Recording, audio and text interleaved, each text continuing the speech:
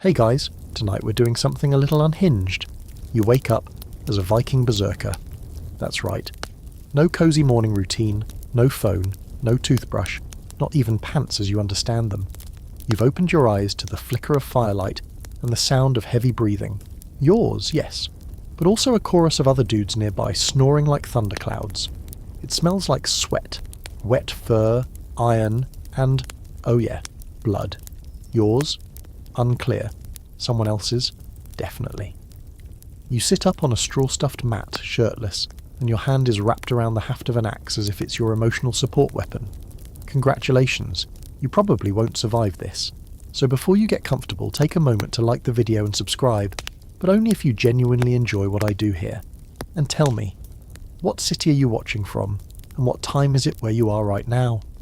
It's always fun knowing when and where people are drifting off to sleep, while imagining themselves in completely avoidable historical chaos. Now, dim the lights, maybe turn on a fan for that soft background hum, and let's ease into tonight's journey together. Your first conscious thought, beyond a vague need for water and a sense of being extremely overdressed in Under Armour, is, what the hell is that sound? It's a deep rhythmic pounding, like a war drum but organic. It's your own heartbeat louder than usual, pounding in your ears like you're on the edge of a fight or flight episode. Except here, flight is off the table. This isn't your old world anymore. This is early medieval Scandinavia. And buddy, your options are fight, scream, or scream while fighting. You glance around the longhouse. It's dimly lit by oil lamps and a roaring central hearth. Smoke from the fire drifts up toward a hole in the ceiling, doing an absolutely terrible job of escaping. Around you, hulking men lay sprawled on bedding or curled up near their gear. Most of them wear patchy animal pelts, bear, wolf, even reindeer, and tattoos swirl across their limbs and necks like tribal graffiti. They all look like they could bench press a yak and then eat it. One guy sitting across from you, he has a beard that looks like it was forged from steel wool and nightmares, locks eyes with you. He grunts. Just that. A guttural approving sound like, "Ah, yes. You're awake and still breathing. Respect." And then you speak. In Old Norse. Perfectly. Like your brain got zip-filed with a whole language while you slept. Weirdly, it feels natural. Like a tongue you always knew but never used. You mutter something like, "Where am I?" And Beard Nightmare just snorts and tosses you a chunk of hard bread. You catch it, barely, and realise your hand is trembling slightly. Your muscles ache in a way that says you've either just fought a bear or been one. You bite the bread. It's like chewing a rock with a hint of mouldy tree bark, but somehow it works. You're starving. Your mouth dry and your stomach turning somersaults. You shuffle toward the fire, hoping for water or something wet to soften the food situation. Someone hands you a horn of mead. Sweet, pungent, warm, and it slides down your throat like honeyed lava. Immediately your head goes fuzzy, but in a not entirely bad way. A booming voice interrupts your slow descent into warmth. "Scalagrim!" it bellows. "The Berserker wakes!" That must be your name now. Scalagrim, or maybe it's an insult. It literally means bald grim, which is rude, but fitting, based on the nearby metal shard you use as a mirror. Now the others are stirring, laughing, clapping you on the back hard enough to bruise a kidney. One shoves a heavy cloak over your shoulders, made from what appears to be the hide of something you really hope is just a large dog. Another guy holds out a wooden bowl filled with blood sausage and what might be pickled herring. You eat because turning it down would probably offend somebody. And here, offending someone means duels to the death, not passive-aggressive texts. You start to piece things together.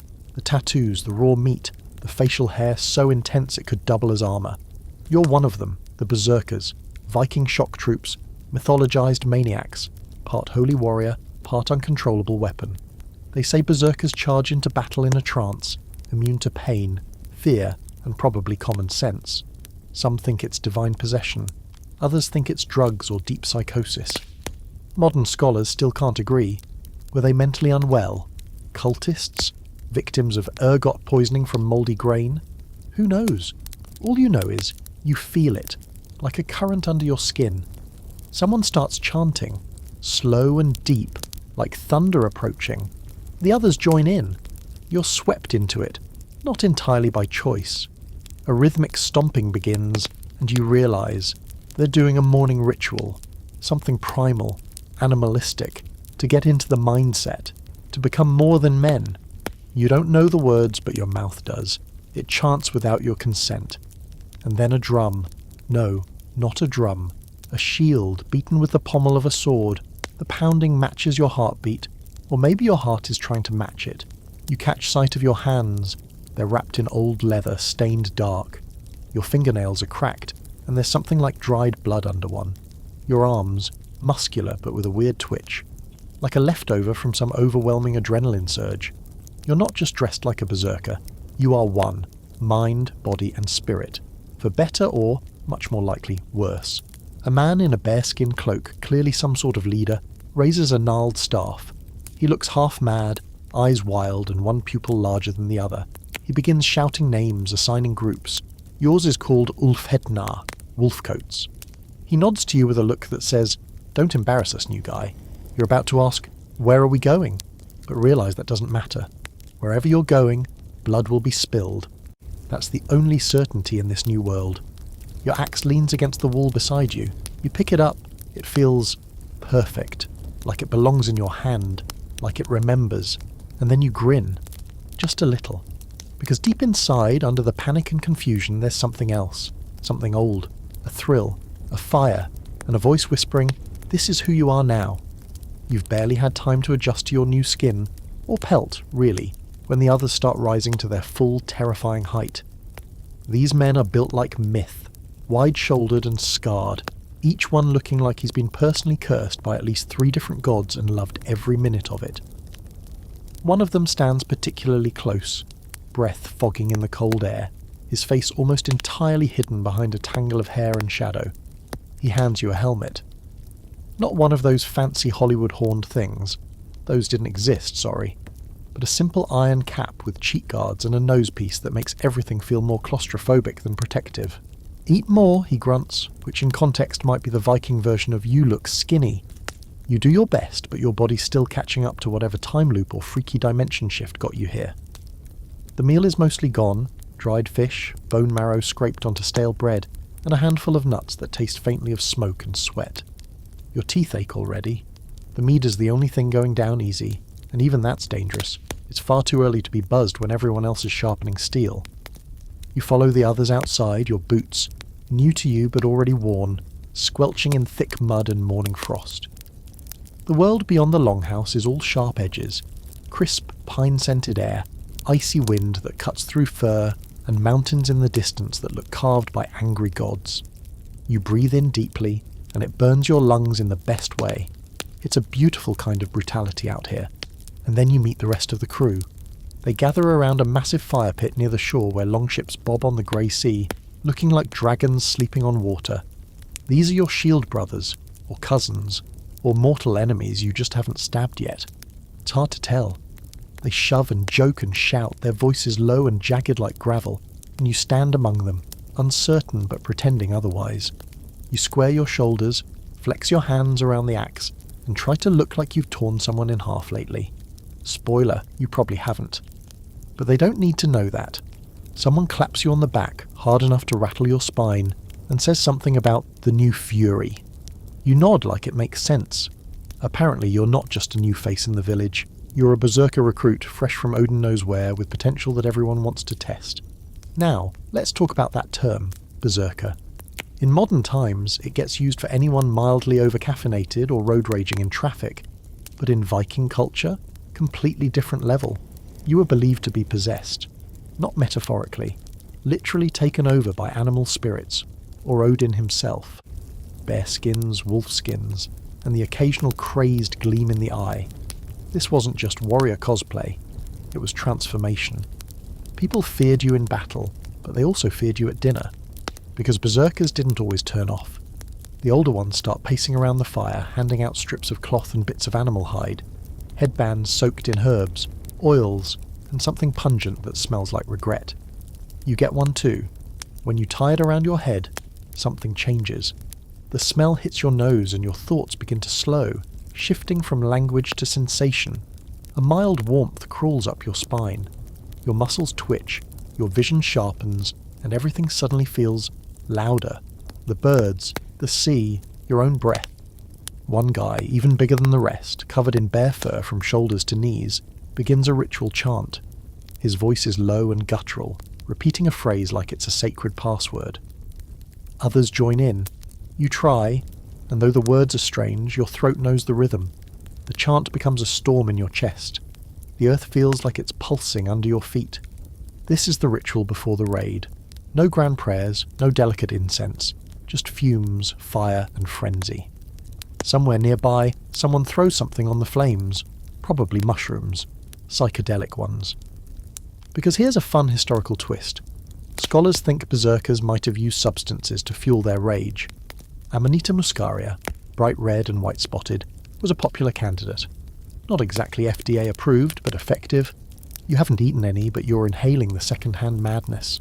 Then, without ceremony, someone howls, a full-throated, beastly, unself-conscious howl. And suddenly everyone's doing it. Dozens of grown men, hardened warriors, roaring like wolves to the early morning sky. You want to laugh. You really do. But then you feel it. The hair on your arm standing up, your heart slamming like war drums, and this impossible rising tide inside your chest. It's rage, yes, but not personal, not petty. It's bigger than anger. It's release. A letting go of logic, and something in you, something ancient and primal responds. You open your mouth and join the howl. The world shifts. It's not spiritual enlightenment. It's not exactly a mental breakdown either. It's more like shedding. You feel your modern identity, the person you were, whatever that meant, start to slide off like dead skin. You're now what the others are, a blunt weapon carved from meat and fury. Later, historians will argue whether berserkers truly felt no pain, or if their minds just drowned it out. Some say it was epilepsy, others say PTSD, and a few believe it was Odin's curse, divine madness gifted to chosen warriors. You're not sure which camp you fall into. All you know is, your vision narrows and your breath becomes a snarl, and if someone handed you a sword right now and pointed at a mountain, you'd try to cut it in half. The chanting fades, the howling dies. One of the leaders gives a sharp nod. No rousing speech, no map or plan, just instinct and momentum. The longships are waiting. Your boots hit wet wood. You step onto the ship surrounded by warriors who look like they've never once considered dying to be a problem. Your axe hangs at your side. Your heart thrums in your ears. The tide is with you, and so is the beast inside. The longship glides over the water like it was born there, slim, fast, deadly. It's built for speed and menace, its curved bow carved with a snarling wolf that seems to grin at the sea spray. You're seated near the middle, surrounded by oarsmen who grunt in time with each pull, backs flexing, shoulders gleaming with sweat even in the cold morning mist. The salty air rushes against your face, stinging your eyes, but you don't blink. You can't. There's a current running through you that won't let you. It's not just anticipation, it's transformation. You're going to war. Breakfast is still turning over in your stomach, and you're pretty sure part of it might have been raw, but it's working. You feel strong. A little nauseous maybe, but strong. The rhythmic creak of wood, the splash of oars, and the distant cries of gulls create a kind of hypnotic pulse. Almost like a lullaby if you weren't fully aware that this lullaby ends with blood and screaming. Around you, the other berserkers are eerily quiet now. Their rage is coiled tight, tucked behind their eyes like a second set of teeth waiting to snap. A few murmur to themselves, prayers or curses, or maybe nothing coherent at all. One is scratching runes into the wood with a dagger. You can't read all of it, but you recognise one symbol. It's meant to ward off death, or invite it. Hard to say with Viking symbolism, it's not exactly Pinterest-friendly. You glance across the water. The coastline is barely visible through the fog. Somewhere beyond that mist is your target. A village, a monastery, a rival clan. You haven't been told, because berserkers don't need to know. You don't care who they are. You care that they exist, and that's reason enough to smash them to bits. A seagull lands near your foot, cocking its head curiously. It's a rare moment of peace. Then the guy next to you grabs it mid-hop and bites its neck clean through. No cooking, no hesitation, just fury-fueled protein. You blink, slowly. He tosses the limp bird overboard and goes back to sharpening his axe. You decide not to sit next to him on the way home. Viking raids weren't just violence for sport, though let's be honest, it sure looked like it. They were about status, survival, wealth and glory, and sometimes vengeance, which in this world was considered more of a social duty than a personal vendetta. You're beginning to understand that now. It's not about cruelty, it's about purpose, and you've got one now, carved in blood and iron. Suddenly a horn blows, long, low and trembling like thunder over water. Everyone stiffens. The fog begins to clear and you see it. Land. Rocky shoreline, a few wooden buildings, smoke rising from chimneys. There's movement too, tiny figures running inland, alerted by the sight of incoming doom on the horizon. Too late though, way too late. The oars pull harder, your ship lunges forward, slicing through the surf like a knife through flesh. Other ships flank you, their wolf and serpent heads snarling at the shore. It's a coordinated raid, multiple crews. This isn't a minor smash and grab, it's a full-scale strike, and you're the tip of the spear. Your heartbeat returns to that earlier tempo, fast, heavy, warlike. You clutch your axe, it fits your palm like an extension of your rage. You don't even notice you're breathing anymore, it's just growls between clenched teeth. Your whole body feels like it's leaning forward, eager to tear something apart. The ship scrapes the shore with a jolt. Warriors leap overboard, charging into the surf like it's not made of icy death water. You follow, boots splashing through knee-deep waves, cloak trailing behind you like a shadow trying to keep up. Cold doesn't exist anymore. The Berserker rage is rising, hot, red, pure. It's not emotional, it's chemical. Like something in your brain cracked open, and now you run not on thought but instinct. You barely notice the first man who comes at you, some poor local trying to protect his house with a wood-cutting axe. It's over in a blink. You swing. There's a crunch. He drops, and your body keeps moving before your mind can register what it's just done. There's blood on your knuckles, could be his, might be yours. Doesn't matter. This is not a choreographed battle. It's chaos. Screaming, smoke, fire. You see one of your crew shoulder charge a man through the side of a chicken coop. Another sets fire to a thatched roof just by throwing a torch over his shoulder while laughing like he's at a festival. And there's you, caught in the frenzy, smashing a shield into someone's face, your own voice lost in the hurricane of noise. You'd think it would feel awful, but it doesn't. It feels inevitable.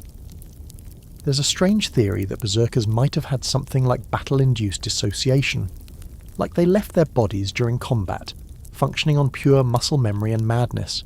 That feels accurate. You're watching yourself, detached but present, as if you're both the killer and the observer. It's terrifying and exhilarating. Amid the violence, you spot something odd, an object glinting in the dirt. It's a small silver pendant shaped like Mjolnir, Thor's hammer. You snatch it up and tuck it into your belt, not because it's valuable, because you need a symbol, something to remind you that even in this sea of carnage there's still a story being written, and you're the main character. Eventually the village is done. Silent. Burning. The only sound now is the crackle of fire and the breathless panting of men who gave too much of themselves to the beast inside. You drop to your knees in the wet ash, chest heaving, muscles trembling. Your axe drips. Your soul does not feel cleaner. And then comes the strangest thing of all. Applause. Or the Viking version of it anyway. Grunts. Slaps on the back. Someone shoves a mug of mead into your hand like this was just a hard day at the forge. You drink. You drink because it's the only thing to do when your hands are still shaking and your mind's not entirely your own. As the crew gathers to loot what's left, you sit near the smouldering remains of a home you helped destroy. A child's toy lies half buried in the dirt. You don't pick it up, and that's the part nobody tells you about berserkers. Yeah, they were feared, worshipped, even respected in a don't invite them to dinner kind of way. But after the rage, after the burning and the screaming and the victory, there's silence. And in that silence, there's a question. What's left of you when the fury fades? The smoke clings to your skin like shame, and your furs are soaked through with sweat, seawater, and blood, though whose blood is still a coin toss. You walk slowly back toward the longship, boots squelching in mud that's far too dark to be just earth. Around you, the other berserkers hoot and drag sacks of stolen grain, livestock, and anything remotely shiny. One guy has a cross round his neck, probably looted from a monk, and he's already turned it into a belt buckle. Another is trying to cram an entire sheep into a barrel. The mood? Surprisingly upbeat. You don't feel upbeat, you're exhausted. Bone-deep tired in a way that makes your soul feel older than your body.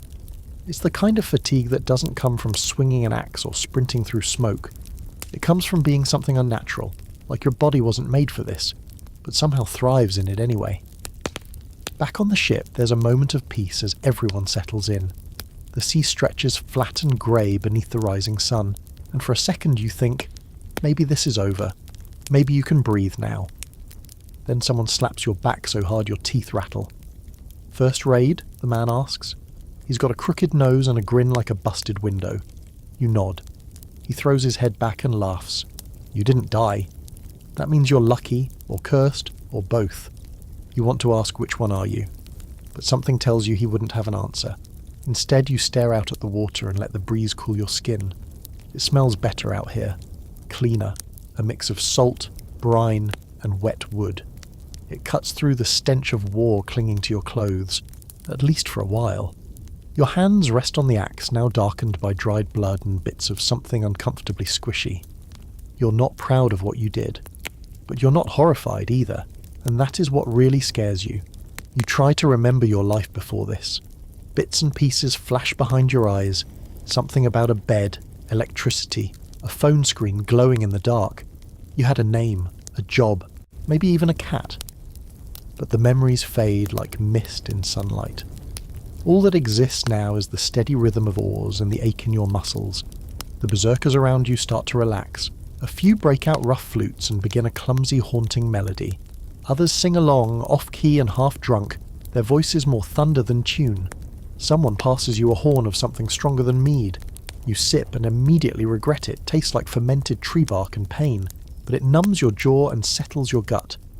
This is what passes for celebration. And you're invited, whether you like it or not.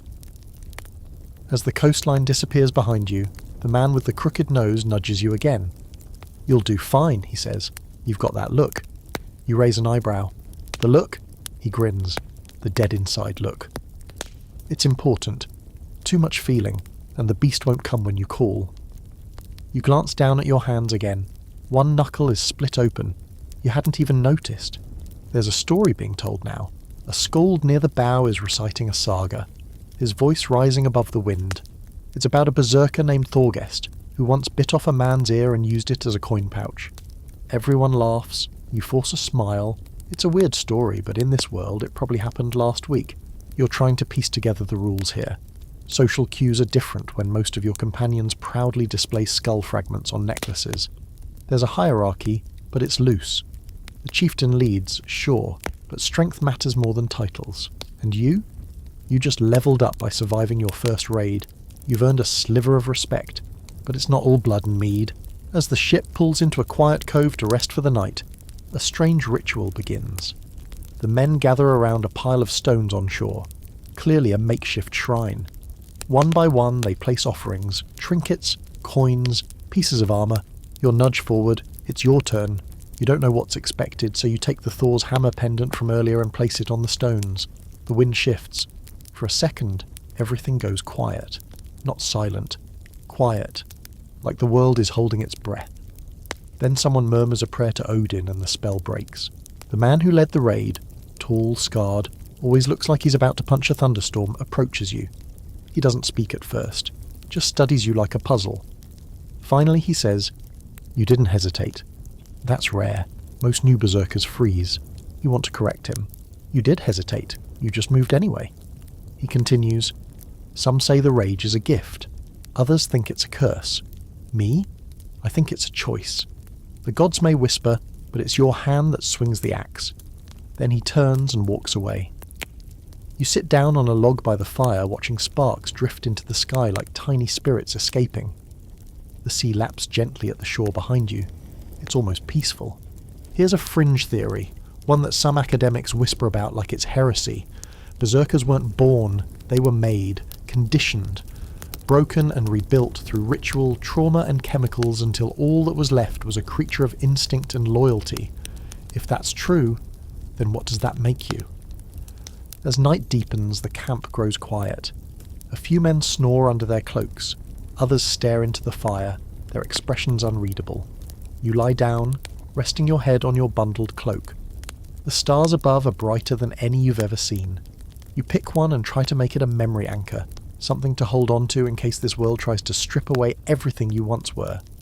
You're not sure if sleep finds you or you just pass out. Either way, dreams come quickly, blurry shapes, shouting, fire, and a reflection in a pool of water that isn't quite your face. When you wake up, your hand is already on your axe. The sky is still dark, but there's a glow on the horizon. Another day begins, and you're still a berserker. The morning sun barely peeks over the horizon when the war horn sounds again. A low, yawning groan that feels less like a call to arms and more like a reminder. You're not done yet. You blink against the early light, eyes dry and sore, throat raw from mead and smoke. Around you, men are already rising, stretching, shaking off sleep, with the same intensity they shake blood from their blades. You sit up slowly, back screaming from a night spent on bare earth, and it hits you again. This isn't a dream. You really are a Viking berserker. And whatever peace you thought you'd earned by surviving your first raid? No. That was just the warm-up. Your cloak smells worse than a wet dog left in a root cellar. You throw it around your shoulders anyway because the morning chill cuts through your bones like a well-forged spear. You notice a fresh bruise on your ribs, deep purple, probably from the chaos of yesterday, and you touch it with a weird kind of reverence. It's proof. You're still here. Today, you're told, is different. The leader, bare cloak, permanent scowl, seems to eat lightning for breakfast, gathers the berserkers around a fire and explains. No raid today, he says. No blood. Today we remember who we are, which sounds poetic until he pulls out a bag full of dried mushrooms and starts passing them around. You've heard whispers about this. The berserker ritual, the real one. What happened yesterday? That was combat. What's about to happen now? That's becoming. You chew the mushroom, it tastes like mouldy leather and regret. Almost instantly your stomach turns. You cough once, then twice, and then you fall backward. Eyes rolling, heart thudding, mouth dry as sand, and then it begins. You're no longer on the beach, or in your body, or maybe you are, but your body's now part of the dirt, the trees, the birds overhead. Your senses explode outward. You feel the breeze as if it's whispering directly into your brain. You can hear the worms moving in the soil beneath you. Time slows and then cracks. Colours shift. Greens are too green. The sky pulses red. Your hands look like they belong to someone else entirely. Or something else. You're in the middle of a forest now, though your body hasn't moved. A great white wolf steps out from between the trees and locks eyes with you. Its gaze is too human, too knowing. It circles you, slowly, nose twitching, tail flicking. Then it speaks. At least you hear it speak, though its mouth doesn't move. You're not whole, it says, but you're ready. The wolf lunges, and you don't flinch. You embrace it. Or maybe it embraces you. The next second, your vision flashes white hot, and a surge of heat pulses through your veins. Your hands curl into claws, your breath becomes a snarl, then you're running through the woods, not on 2 legs, but 4. Everything is instinct, smell, sensation. You're not wearing fur, you are fur. You leap over logs, chase prey through thick fog, and when you catch it, a faceless deer, you sink your teeth into its throat and feel its life drain into yours. When you finally jolt upright, gasping, you're back on the beach, face in the dirt, hands trembling, jaw sore. Everyone else is waking up too, some laughing wildly, others sobbing quietly, and a few just staring into space like they saw a god and didn't like what it had to say. You wipe your mouth and find blood, not yours. You glance at the man beside you. His ear is missing. No one comments. No one blames. This is part of it. This is the price. The idea that berserker rage came from just being really, really mad is cute, but laughably off base. The ancient sources, and even the weird, half-forgotten folk songs, point to something deeper. A trance state, a spiritual possession. Some scholars argue it was caused by the psychoactive properties of those very mushrooms you just chewed, like Amanita muscaria. Others think it was pure psychological conditioning, trauma weaponized and ritualized until a man could convince himself he was no longer human. And some, they say it was magic, divine madness, gifted by Odin to his fiercest warriors. You're starting to think it might be all 3. After the ritual, you're led to a stream to clean yourself. The water is freezing, but you dive in without hesitation. You scrub away the dirt, the blood, the madness, at least the parts that come off easily. The rest clings to you. Beneath the cold, your skin hums like iron drawn near a forge. You feel reborn, but not in a peaceful, glowing harp music kind of way. More like a sword hammered back into shape, sharper, meaner. You return to camp in silence, muscles heavy, mouth dry. Someone offers you smoked fish. You eat it with numb fingers. Around you, no one speaks for a long while. The fire crackles. Crows watch from a nearby tree, unnervingly quiet. Then finally, Crooked Nose Guy, your unofficial handler at this point, leans in and says, "You saw the wolf, didn't you?" You nod slowly. He smiles like he just welcomed you into a secret club of survivors. "Now," he says, "you understand. And maybe you do. This isn't just a role you woke up in. It's a path, a state of being. Rage isn't just emotion here, it's identity. A tool, a companion, a leash you either hold or get dragged by." Night falls again. The stars return. This time you lie in your cloak and stare up at the same one you chose the night before. But now it doesn't anchor you. It challenges you. Like it's asking, "Who are you now?" you want to answer. But the wolf inside just growls. Your axe is cleaner now, but not by much. The dried blood is mostly gone, scrubbed away in the stream, but the stains remain, etched into the grain of the handle, dark in the iron head, like some memory it refuses to release. You sling it over your shoulder as the warband breaks camp. There's no formal order to the process, just the chaotic precision of men who've done this 100 times and stopped caring about neatness after the second raid.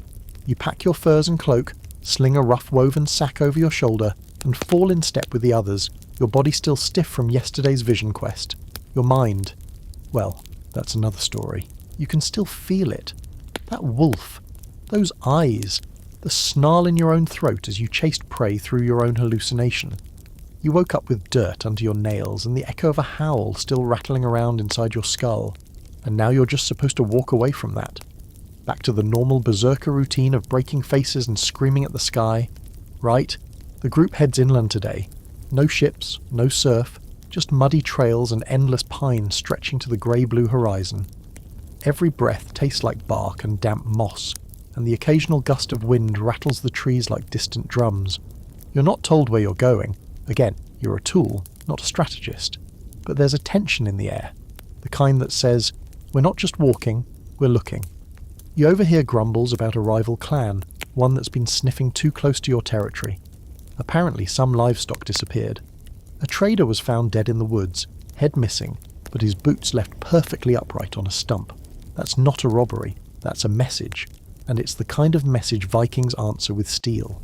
By midday, you reach a clearing where the trees pull back like nervous spectators. A tall man stands in the centre, arms crossed, cloak fluttering in the wind. He's not part of your band. His clothes are finer, his beard braided with bits of bone, and his expression is the kind that could boil water. This is a thing. Not like a thing, but a thing. A Viking legal assembly. Because weirdly enough, even war-loving berserkers have rules. Honour counts, territory counts. And when things get messy, there's still a pecking order to consider before heads start rolling. The other man represents the rival clan. He brings gifts, a gesture of peace, dried fish, a nice blade, a necklace of bear teeth. But the gifts are received in silence, and the silence speaks volumes. This isn't going to end in a handshake. You watch from the edge of the group, tension winding tighter around your spine. Beside you, Crooked Nose Guy whispers, "This is where it gets stupid." And it does. Someone insults someone's grandmother, it escalates quickly. What began as a conversation about missing goats now involves accusations of cowardice, theft, and dishonour. In Viking culture, these aren't small jabs. These are duel-starting words. So naturally it happens. Two men step forward, one from your group, one from theirs. They throw down their cloaks, bare their chests, and draw blades. No armour, no rules. This is Holmgang, trial by combat. One wins, one bleeds. You want to look away. You don't. The fight is brutal, short, and loud. The man from your band wins, but not cleanly. He takes a deep cut to the shoulder and only survives by stabbing his opponent in the thigh and twisting until something gives. The loser screams, the winner grunts, then silence. The loser is dead. His blood steams in the cold air. The winner limps away. Everyone nods like this was a perfectly reasonable way to resolve a disagreement, which in their world it is. You realise then that while berserkers are the wildest warriors, they live in a deeply structured chaos. It's not lawless. It's just brutal. You don't murder your own kin without a reason. You don't raid another village without justification. And you sure as hell don't dishonour the dead, unless you want a ghost in your stew. Speaking of ghosts, one of the older warriors begins to mutter about bad omens. Crows circling, a wolf howling in the distance. That could just be nature, or it could be the Norns weaving a messy little knot in someone's fate thread. Superstition runs deep here. Runes are carved not just for protection, but to sway destiny itself. One man pulls out a pouch of bones and casts them into the dirt, muttering to himself. The pattern isn't good. He spits, mutters a prayer to Thor, and starts sharpening his sword again. You're not immune to the creepiness either. In the woods, it's always too quiet or too loud. Sometimes you hear things that aren't there. A child's laugh, a whisper, the creak of an empty tree. Maybe it's your brain trying to reset. Maybe it's the mushroom still tickling your neurons. Or maybe something in this land is watching. That's not paranoia. That's Viking reality. After the duel, tensions remain high, but the rival clan backs off. No all-out war, not yet. But the wound is open now. You can feel it. As the group moves to set up camp, you take a moment for yourself, walking a little way into the woods. Just far enough to be alone, but not so far that someone thinks you've gone soft. You sit on a rock, your axe across your knees, and you listen. Not just to the forest, but to yourself. And deep down, under the layers of noise and adrenaline and mushroom residue, the wolf stirs again. It doesn't speak this time, it doesn't need to. You understand it now. The rage, the ritual, the purpose. This isn't about mindless violence, it's about control. The berserker isn't just a wild beast, it's a leash wrapped around that beast. And the moment you lose your grip on that leash, you're not a warrior anymore, you're just a monster, so you grip tighter, and when the time comes, you'll let the beast run, but only when you say so. You return to camp as the fire cracks to life and men begin drinking again. Someone throws a hunk of meat on the flames. Someone else starts another grim song about a jarl who choked on his own beer during a feast. Laughter rises. You settle beside the others, cloak wrapped tight, and for the first time since waking up in this madness, you feel like you belong. At least a little. The dream comes again that night, only it's not a dream. Not in the way dreams usually are. There's no nonsense, no floating teeth or talking snakes. It's sharp and vivid, like a memory you haven't had yet. You're standing ankle deep in freezing surf, a red sky boiling overhead. In your hand is your axe, slick with something thick and dark. You look down and see that you're standing in the middle of a beach scattered with bodies, some whole, some not. And they're all facing you, eyes wide open, mouths frozen mid-scream, as if waiting for you to explain why. You wake up before you do. Your breath is ragged, your skin clammy, and your hand, of course, is already clenched around the axe beside your bedroll like it was part of your arm in a former life. A low fog snakes between the trees, curling over sleeping forms, catching on the fire's dying glow. You sit upright, listening. Nothing but distant crows and the occasional shift of someone snoring like a boulder tumbling down a hill. But the feeling remains, that pulse of dread, that certainty that something's coming. Not death. Death is always coming. But something more, something you can't quite name yet. By morning the war band is up again, already breaking camp. No breakfast, not even a swig of mead. Today, the air tastes urgent. You march again, this time toward the coast, but a different spot than before. More rugged, cliffs instead of sandy shore, jagged rocks lining the beach like the teeth of some slumbering beast. There's a reason you're here, though you still haven't been told what it is. Then you see it. A ship, not yours. Beached and battered, its mast snapped like a matchstick, sails torn and dragging in the surf. It's definitely Viking made. Same long shape, same carved prow, but it's clearly been wrecked. You and the others fan out without being asked, weapons drawn, eyes scanning the tree line. No one's expecting survivors. Everyone's expecting answers. The first body is found near the rocks, face down, barefoot, skin pale and swollen from the sea. You flip him over and find the remains of war paint still clinging to his face. His eyes are gone, picked clean. His chest is covered in old scars, but the wound that killed him is fresh, a single thrust to the heart. Efficient, unnatural. You keep going, then the second body and the third. All the same, no blood trail, no fight, just death, precise and eerie. Then comes the strangest part. The fourth body isn't dead, he's alive, barely. Curled into a half-frozen ball under the wrecked hull, his lips cracked, his fingers black with frostbite, eyes sunken like they've seen something too large to fit inside his skull. You kneel beside him, and he flinches at the sight of your axe. You lower it gently. "Who did this?" someone growls behind you. The man doesn't answer with words, just a single sound. A choking, broken noise that might be a laugh. Then he mutters, "Draugr." You freeze, now that word you know. Draugr, undead warriors, cursed to walk after death, guarding treasure or seeking revenge. The old tales say they're driven by rage, stronger than any living man, and harder to kill than a rumour in a small village. Most people don't believe they're real, but you've learned something important in your short time as a berserker. When the sky turns red and dead men whisper your name, the line between myth and history gets real blurry. The survivor dies before he can explain more. His final breath is a ragged sigh, like he's relieved to finally leave whatever nightmare he crawled out of. No one says it, but everyone hears it. The wind shifts. A new tension creeps into the group, more than battle nerves. It's the feeling of being watched by something that doesn't blink. The chieftain, still all bare fur and bad moods, orders a scout party inland. You're in it naturally. Because why not send the guy who just recently hallucinated a wolf god, and might still be seeing colours in the trees? The forest is denser here.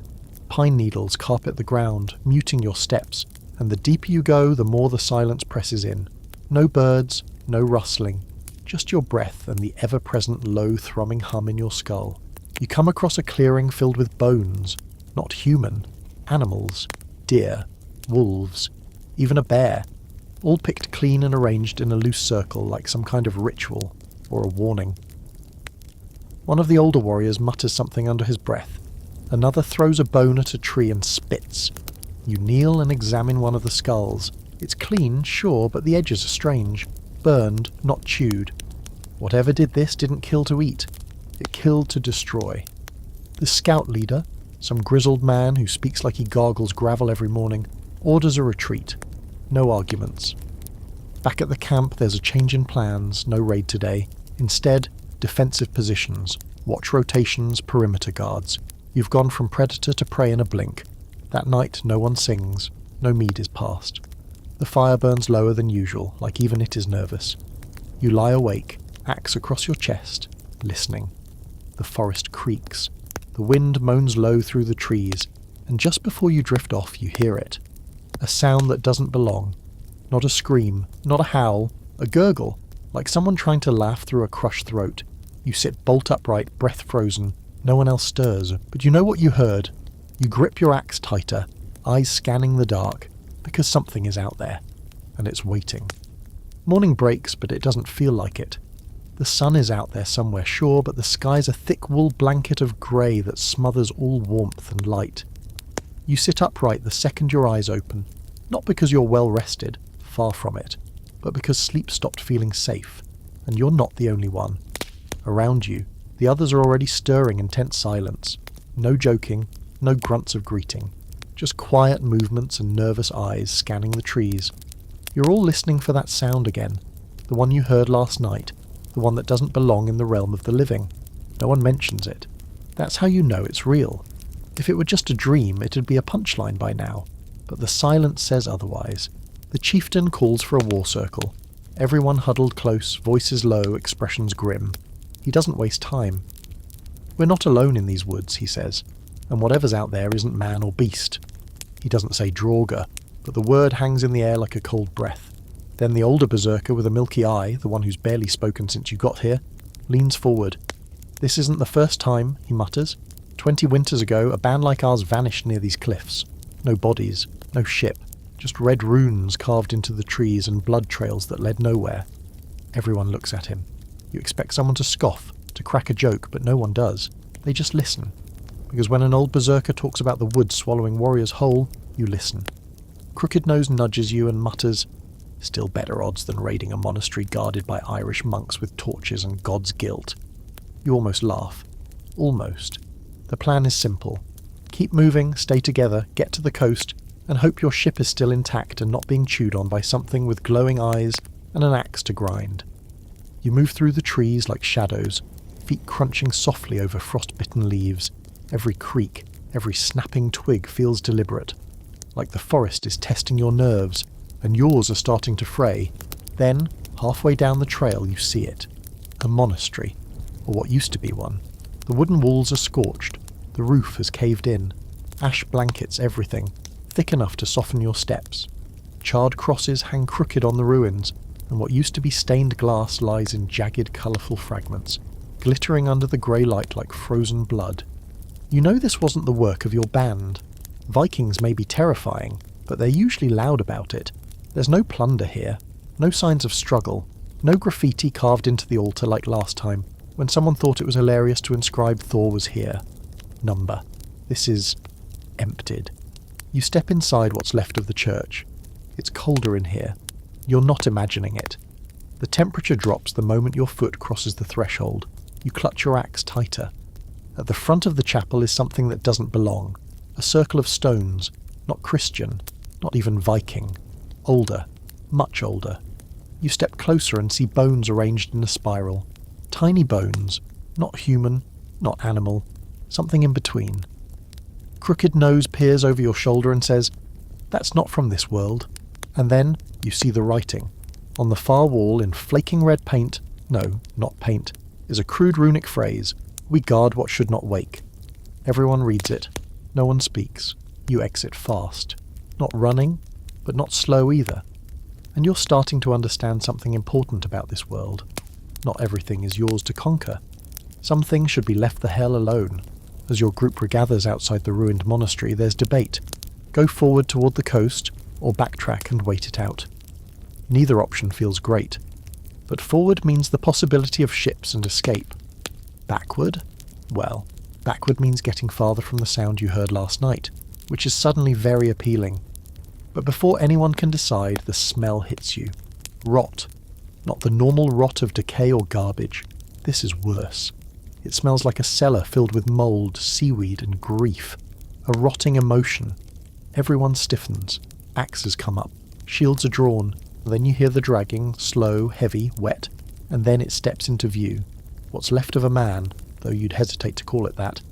His skin is pale grey, tight and bloated like waterlogged leather. His eyes are gone. His mouth hangs open like he's trying to scream but forgot how.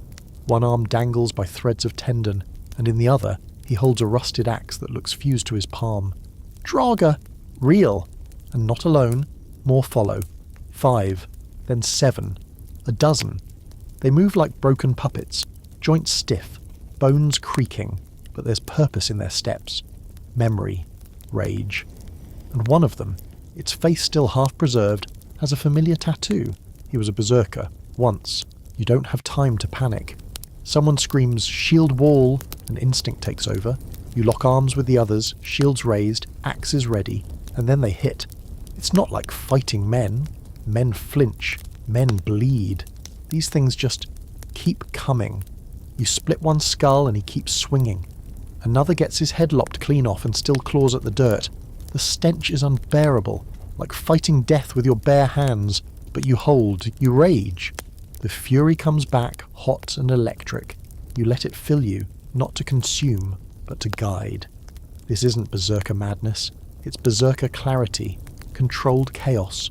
The leash tight around the beast in your chest. You hack, you dodge, you scream, and slowly the tide turns. When it's over, you're soaked in sweat, blood, and bits of something you don't want to identify. The corpses don't vanish. They just stop.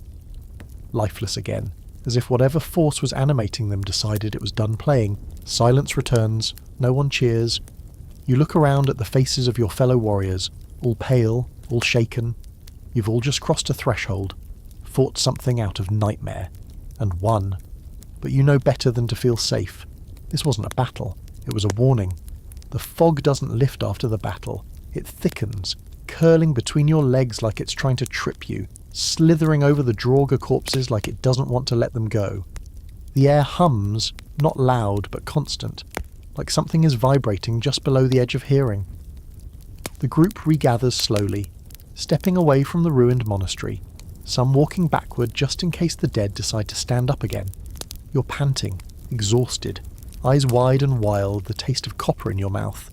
You don't remember getting cut, but you're bleeding anyway, from a nick on your arm, a slice on your jaw, and a weird bruise across your ribs that feels like it came from a very angry undead elbow. You want to collapse. Instead you check your axe. The blade's chipped, and your grip hand is raw where the leather wrap rubbed it raw, but the weapon did its job. It's starting to feel less like a tool and more like a stubborn friend, temperamental, ugly, but there when it counts. The others regroup without speaking. Some drop to one knee and mutter quick prayers to Thor or Freya. One guy just stares into the woods like he's waiting for someone, or something, to come back for round two. Even the chieftain looks shaken, and this is a man who once laughed while cauterizing his own thigh wound with a hot iron. You hear someone whisper behind you, "How do you kill something that's already dead?" A valid question. But you're starting to think you weren't supposed to kill them. You were supposed to see them, witness, understand. There was something deliberate about the attack. Too slow, too coordinated, like they were testing your strength, or maybe measuring your fear. The forest is no longer a place you're moving through. It's a presence, watching, waiting, breathing. The decision is unanimous without anyone voting. You need to get out, now. The goal is to return to the beach, to regroup, to sail somewhere, anywhere, else. So you march again. Not with the bravado of warriors, but with the silent, panicked determination of men who've seen behind the veil and are not eager for a second look. You walk fast, axes drawn. No jokes this time. The only sound is the crunch of boots and the occasional creak of leather armour. Even Crooked Nose is quiet, which is possibly the most unsettling development of all. Then, after a while, you hear it. Bells, soft, distant, rhythmic. It doesn't sound like church bells, it's too slow, too deliberate. You pause, trying to pinpoint the direction.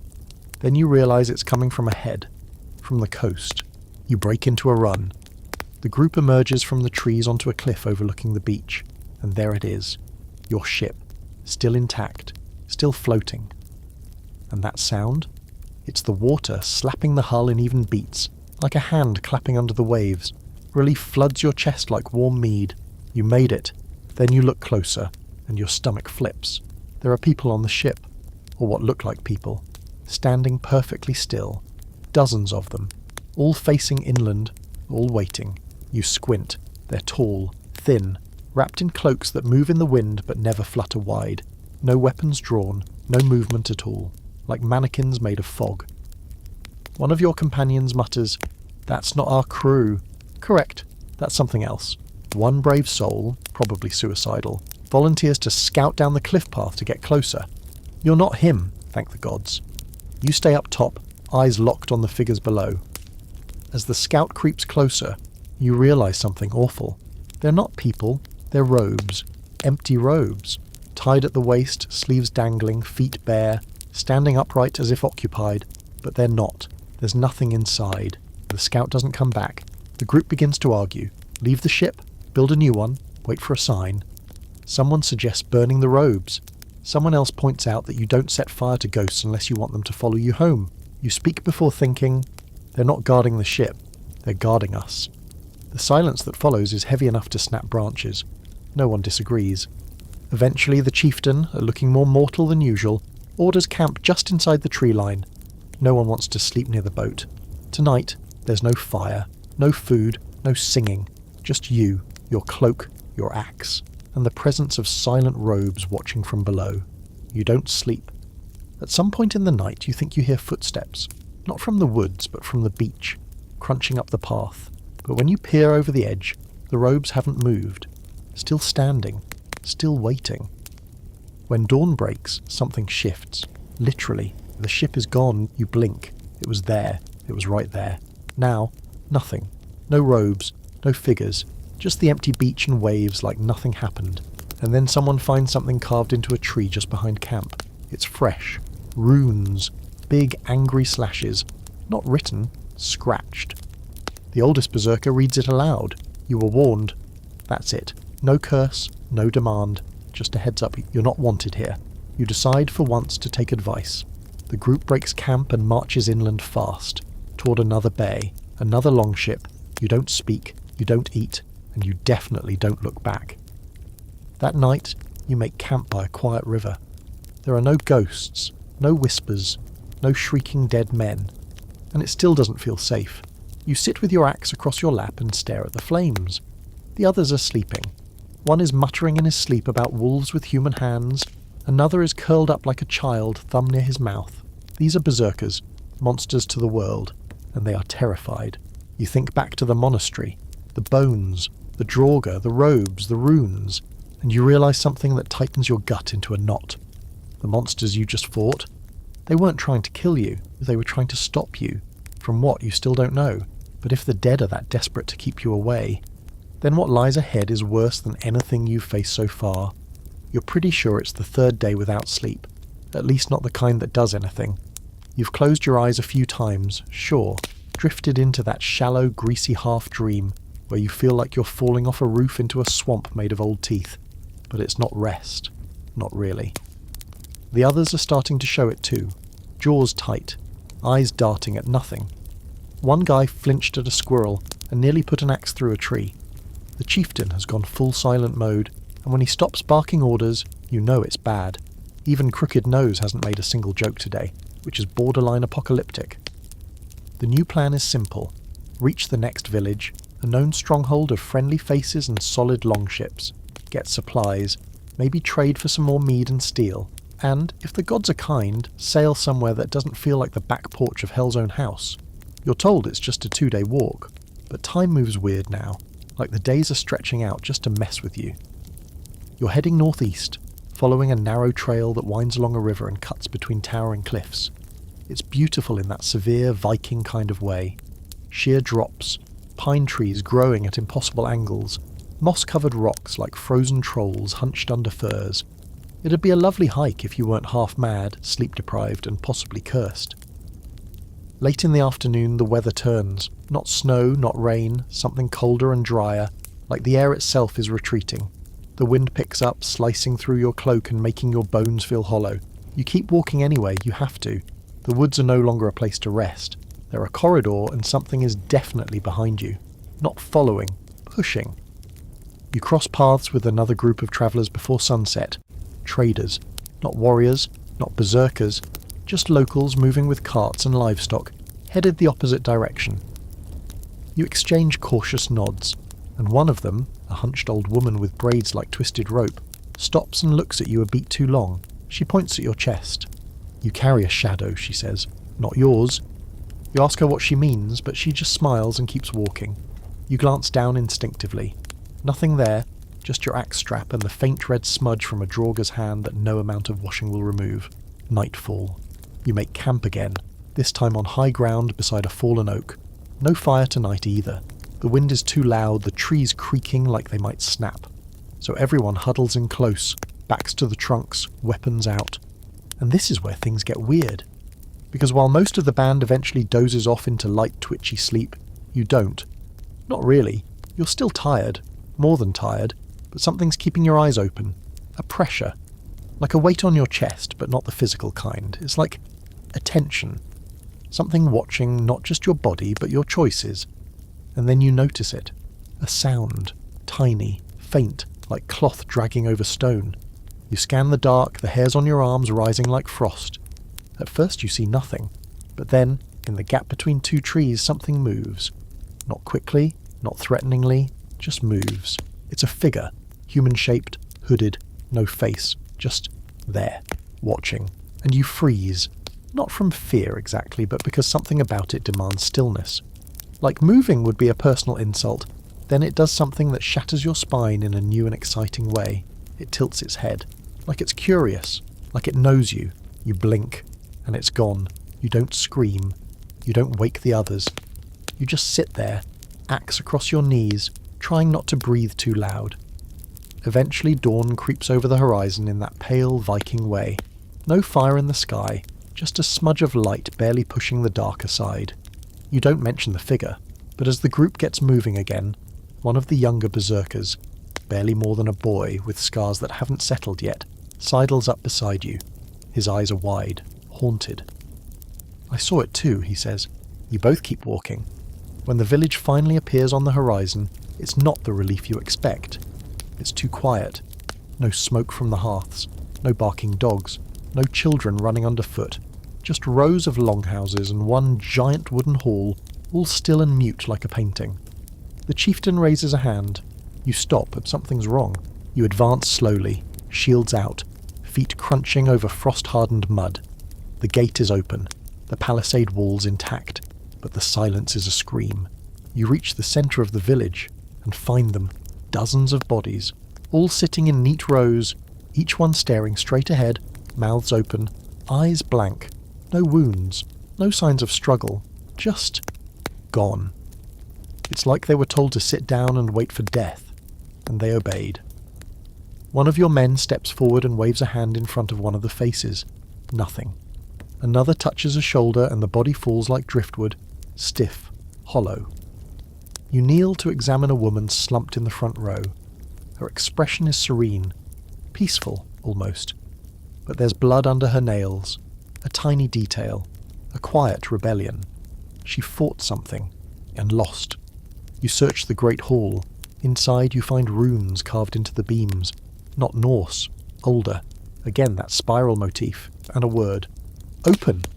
Not a threat, not a curse. A command, something was opened here. You leave the hall in silence. The others want to burn the village, to erase it. But the chieftain says no. Fire might free it, he says. You don't ask what it is, you already know. That night no one sleeps, not because you can't, because you won't. You lie with your axe beside you and your eyes on the dark horizon, heart beating slow and steady. You don't see the hooded figure again, but you feel it, waiting, smiling, like it knows how the story ends, and it knows you're not ready. By morning the village is still there, but it feels like it shouldn't be. It just squats in the mist, unchanged, like it's pretending to be a village, wearing the skin of the real one that died inside it. No one's eager to stay. You pack what supplies you can, mostly dried fish and hard bread that smells like dust and mildew, but no one enters the longhouses, not anymore. Whatever happened inside them feels sticky, like if you cross the threshold it'll climb up your spine and make itself at home. You've seen some bad things as a berserker, limbs hanging by threads, men laughing with arrows in their eyes, once a guy chewing his own hand after eating the wrong mushrooms. But nothing unnerves you like a whole village that sat down to die. You leave quietly without ceremony, no prayers, no rites, not even a torch tossed over the shoulder. Just a slow walk out the gates and into the forest, as if the land will forget your footprints if you don't look back. A few miles in, the chieftain calls a halt. You gather in a tight circle under the branches, the air damp and pine-scented, everyone looking like they haven't exhaled in hours. You expect him to give orders. Instead, he just crouches and stares at the dirt like it insulted his mother. Then he speaks. We're not in our world anymore. No one laughs, not even Crooked Nose. He continues. We crossed some line. We thought it was just a strange raid, just bad omens. But that village, the monastery, those things in the woods, we're somewhere else now. You ask what he means. He looks at you, not with anger, but with something worse. Pity. There's the world the gods made, he says, and then there's what they left behind. A pause. And we're in the leftovers. Someone mutters about going back, sailing north, finding a new fjord, settling somewhere safe. But then someone else, not you, not the chieftain, but another berserker with missing fingers and a voice like rusted chains, says, back doesn't exist anymore. And somehow you know he's right. Still, forward seems the better option. There's a village on the map. Well, not a map exactly. More like a beer-stained scrap of goat hide with charcoal lines on it, that marks a port town 3 days' march from here. Real ships, real people, maybe even a blacksmith who doesn't mutter in riddles. So that's where you head. The march is hard, not because of the terrain, it's fairly tame by Viking standards, but because of the waiting. Every shadow feels like a trick, every snap of a twig behind you makes your shoulders tense. You stop looking up at the treetops because sometimes you think you see movement up there, and it's easier to pretend it's just a raven, or something with feathers, or anything without hands. On the second night you camp near a stream. The stars are visible for the first time in days. You lie back on a flat stone and stare up, trying to find the one you picked on your first night as a berserker. It's still there, but now it looks smaller, like it's drifting farther away, like even the sky's pulling back. A strange calm settles over you. Maybe it's exhaustion, maybe it's acceptance. But for the first time, you stop asking when this will end, and you start wondering how far you'll go. In the morning you wake to the sound of laughter. Real laughter. Two men arguing about who snores louder. It's so jarring you sit up too fast and nearly headbutt a pine branch. For a few minutes, everything feels almost normal. You eat cold bread with your fingers, wash your face in the stream, sharpen your axe, joke about it being more tired than you are. It's almost peaceful, which is why, of course, it doesn't last. Just after midday, as the trail begins to widen and the scent of salt air grows stronger, you find something blocking the path. A cairn. Tall, precise. Stones stacked impossibly tight, smeared with ash and something stickier. At the top is a skull. Not human, not animal, something in between. Its jaw is wide open. There's a rune carved into its forehead. You don't recognize it. Neither does the chieftain. Not even the schooled among you, the one who remembers everything he hears and forgets his own name twice a week. That's when you hear the humming, soft close. You turn around, and they're there. 3 figures, hooded, tall, not robed like before. These are different. Their cloaks ripple without wind. Their faces are blurred, like looking at someone through tears or broken glass. They don't speak, they just stand. Then one raises its hand and points, not at the cairn, at you. The forest goes silent. Birds vanish. Even the wind stops. You raise your axe, but your arm feels heavy. Not weak, just slowed, like time itself is thickening around you. Then the chieftain steps forward. "Keep walking," he says. "They're not here for us." You want to argue, scream, throw something, but instead you do as you're told. You step past the cairn. The figures vanish. No sound, no flash, just gone. You walk faster now. By evening, the port town appears in the distance. Wooden rooftops, a watchtower, boats rocking in the tide. Actual people, real voices, civilization, safety. But as you approach, someone notices something. Every building is intact. Every cart is loaded. Every meal half-eaten. But there's no one inside. Not one soul, just echoes. A mug rolling slowly across a table. A door creaking in the breeze. The smell of cooked fish. Still warm. It's like they all got up at the same time and walked away. You sit on the dock, staring out at the sea. Behind you is a town with no people. Ahead of you, water stretching to a horizon you no longer trust. And somewhere in your chest, the wolf stirs again. But this time it's not growling. It's waiting. The dock groans beneath your weight as you sit there, staring at water that looks more like metal than sea. It's smooth, unnaturally so, and the sunlight, thin as a blade, bounces off it like it's trying to blind you. The town behind you is wrong in a way your mind can't quite frame. It's not like the monastery or the village of the seated dead. Those places were husks. This place is still alive. Fresh bread on the tables, stew still simmering in cauldrons, smoke rising from chimneys, yet there's not a single heartbeat. It feels like stepping into a moment of time that got frozen while everyone was mid-breath. A painting you can walk inside but never change. The others wander the empty streets in small knots, peeking into windows, calling out names that echo back at them. A few make jokes, thin, forced, brittle like ice under boots. You don't bother. You're too busy scanning shadows. Something about this place doesn't just feel empty. It feels watched. The chieftain orders a full sweep. Check every house, every storehouse, every longboat. Search for survivors or clues. You're paired with Crooked Nose, which feels like the closest thing to a blessing in this nightmare. He's quiet at first, then starts muttering as you move down the street. "This isn't a raid. This is a harvest," he says, not looking at you. You ask what he means. "Someone's collecting," he answers. and we're walking right into the basket. The longhouse at the center of the town is larger than any you've seen yet. Massive carved pillars shaped like dragons holding up the eaves, the beams etched with runes you don't recognize. The doors stand open, swaying a little on their hinges, like the building is breathing. Inside, the air is heavy, almost damp, and the hearth burns low without anyone tending it. The floor is littered with objects, drinking horns, scraps of clothing, a spear snapped in half. But no bodies. It's as if everyone simply rose and walked out the back door at the same instant, leaving everything behind. At the far end of the hall sits a carved wooden throne. It's not fancy, just imposing, broad, high-backed.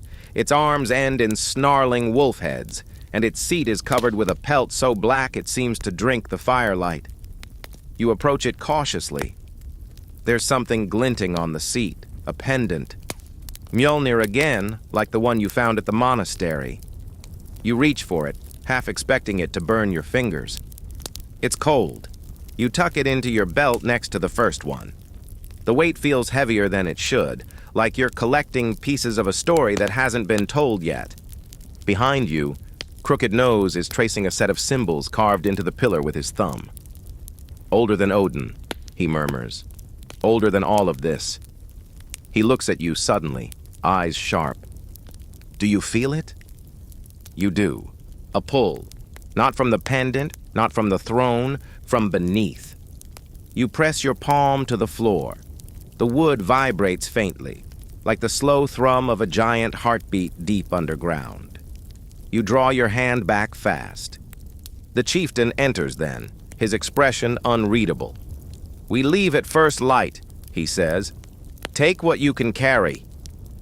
No fires tonight, no singing. His voice cracks on that last part. The man who howled at storms now sounds like he's begging the wind not to answer. You and Crooked Nose step out of the hall into the fading daylight. The others are already on the docks, checking the boats tied up there. Some of them are seaworthy, smaller than your lost longship, but enough to hold the group if you cram together. There's a flicker of hope, thin and mean, but it's there. You could be gone by morning, out on the open sea, away from whatever's happening on land. But as night creeps over the town, the sea changes. It goes dark. Not black, dark. Like color drained from it, leaving a flat gray void that swallows moonlight instead of reflecting it. You stare at it too long and your stomach flips, like standing at the edge of a cliff that never ends. That's when the voices start. Soft. Almost like humming at first, then clearer, singing. Not words you understand, but syllables that scrape across your skin like claws. The sound rises from the water, echoing against the dock beams, curling around your ankles. You back up without meaning to. The others hear it too. Some draw weapons. One drops to his knees, hands clamped over his ears, muttering a prayer to any god who might be awake tonight. You inch forward to the dock's edge and look down. Shapes move beneath the water, not fish, not eels, hands. Dozens of them, pale and thin, reaching upward, fingers spread like weeds swaying in a current.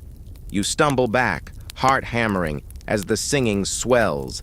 Then, as abruptly as it began, it stops. The water is still. The hands are gone. The silence returns, heavy and wet. You look around at the others. Their faces are pale, eyes darting to the dark water, and then away. No one speaks. No one dares. Later, you sit on the steps of the longhouse, cloak pulled tight, axe across your knees. The town is still, the boats creaking gently against their moorings. You glance at the pendants on your belt. 2 hammers, 2 warnings. You wonder how many it takes to build a key. Above you, the stars burn cold. You try to find yours again. It's there, but dimmer now. Or maybe that's just your eyes. Either way, you don't feel anchored. You feel marked. The wolf inside you paces, and this time, it's not waiting. It's whining. The wind changes before the sun rises. You don't hear it at first, none of you do, but you feel it. The hairs on your arms lift, and your breath catches in your throat for no reason your body understands. When the breeze finally reaches your face, it's colder than it should be, tinged with salt and rot, like it came crawling straight from hell's mouth. You rise slowly, bones stiff, cloak heavy with damp air, and find the others already up. No orders were given. No one shook anyone awake. But somehow, all of you knew. It's time to go. No one speaks as you load into the boats.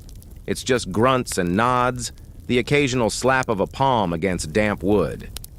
You don't even look back at the ghost town. What's the point? You've learned by now that whatever took the people there didn't come from behind you. It's ahead. Always ahead. You push off just before dawn, the small boat slicing through gray water so calm it doesn't even ripple. You've rowed on lakes before, through storms and ice and worse.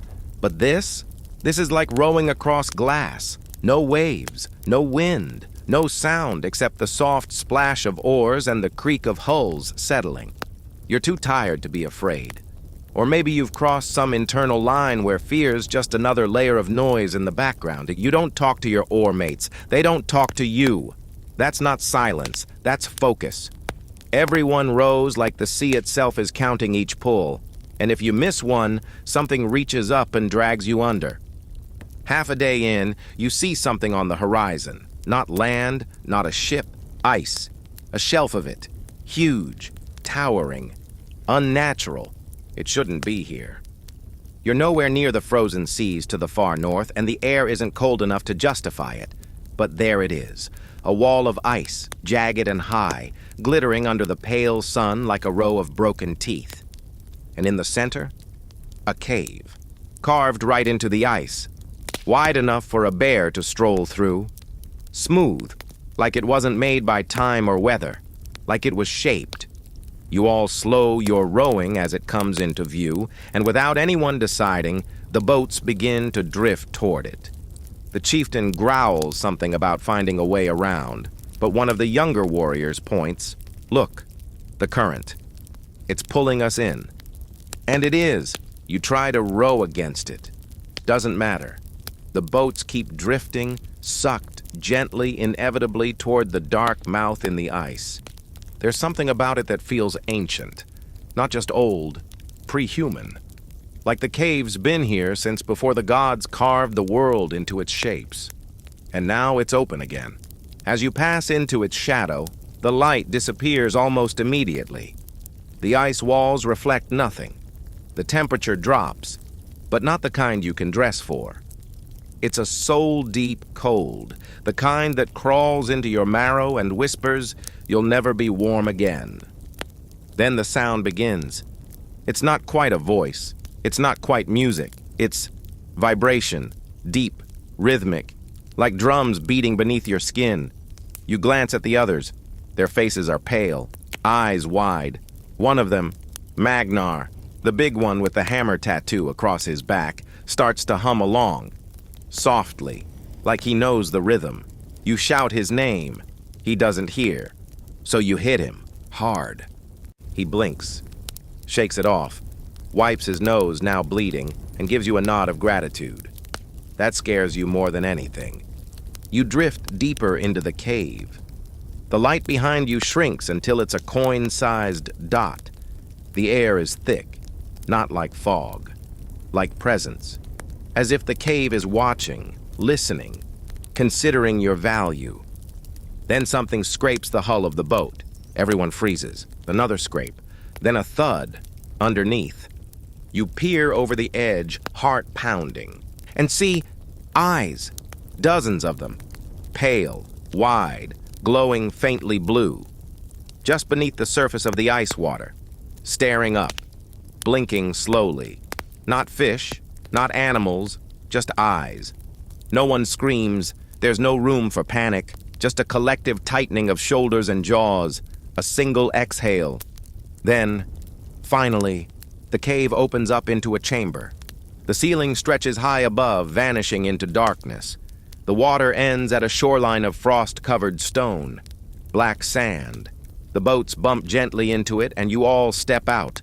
weapons drawn. There's something carved into the walls. Not words, not runes, images, a story. You walk along it, tracing the sequence. The first figure is a man, warrior, axe raised, proud. The second, the man kneels, before a shadow.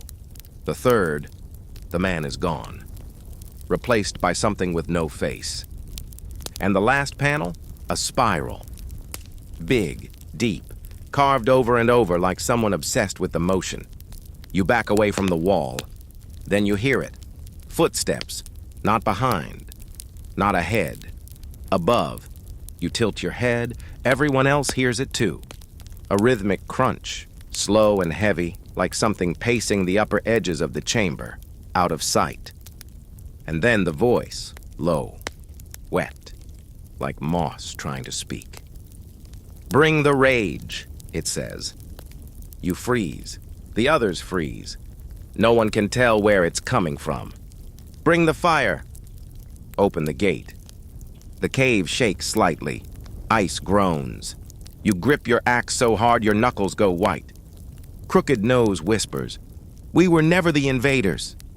And you realize what he means. You didn't stumble into a cursed world. You were invited, chosen, because of what you are, because of what you carry, the rage, the fire.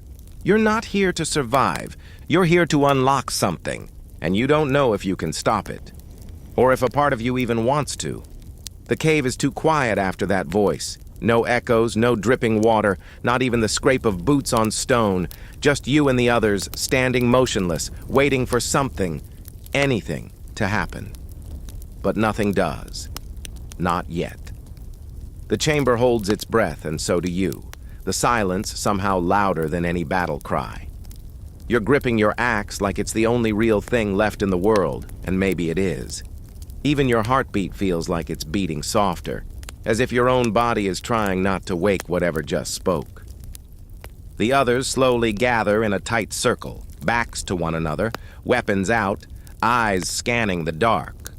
The chieftain looks more like a statue now, unmoving, cloak billowing slightly in the cave's subtle, unnatural breeze.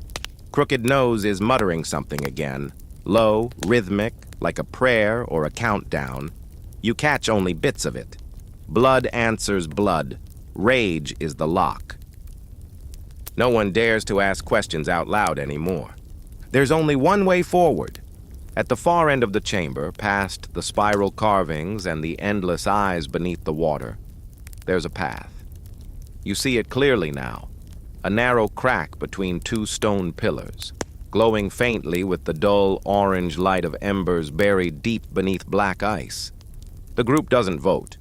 You just go, slowly, axes drawn, feet whispering over frost and rock. You pass beneath the arch and into a narrower tunnel. The air is warmer here, but not in a good way. It's thick, oily, smelling like old blood and iron and burned fur. The walls are smoother now, like something massive brushed against them recently. You think of bears, then you think of something larger. Farther in, you reach another chamber, this one circular with a ceiling high enough to vanish into shadow. At its center lies a pit, ringed with blackened stone and scattered bones. You step forward, careful not to disturb the ground. Then you hear it again, the breathing. Low, deep, rhythmic, like a bellows, like lungs the size of houses, sucking in air and pressing it out slowly. It's coming from the pit. You don't want to see what's inside, but you do. You have to.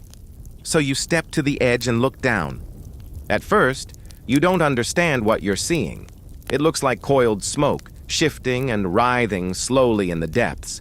But then it moves in a way that reveals form, mass, something immense. Not a creature, not a person, something in between. A shape that bends your brain just to observe it. Its face, or what you assume is its face, turns slowly upward. There are no eyes, no mouth, but you feel it look at you. Not just your body, you. Every wound, every mistake, every thought you never said aloud. It sees all of it. And then it speaks again. Open me! The sound isn't a voice. It's a pressure behind your eyes, pushing from the inside. You stumble back, gripping your skull, ears ringing. You're not the only one. Half the warband drops to their knees, groaning, a few screaming outright. Blood drips from someone's nose. Another man vomits black. Open me! The spiral pattern lights up beneath your feet, glowing, pulsing. The whole chamber shudders. Bits of ice fall from above, cracking loudly against the stone.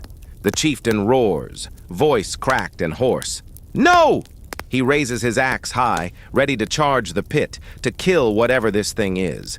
Maybe he thinks he can strike it down before it fully wakes. Maybe he just needs to feel like someone's in control.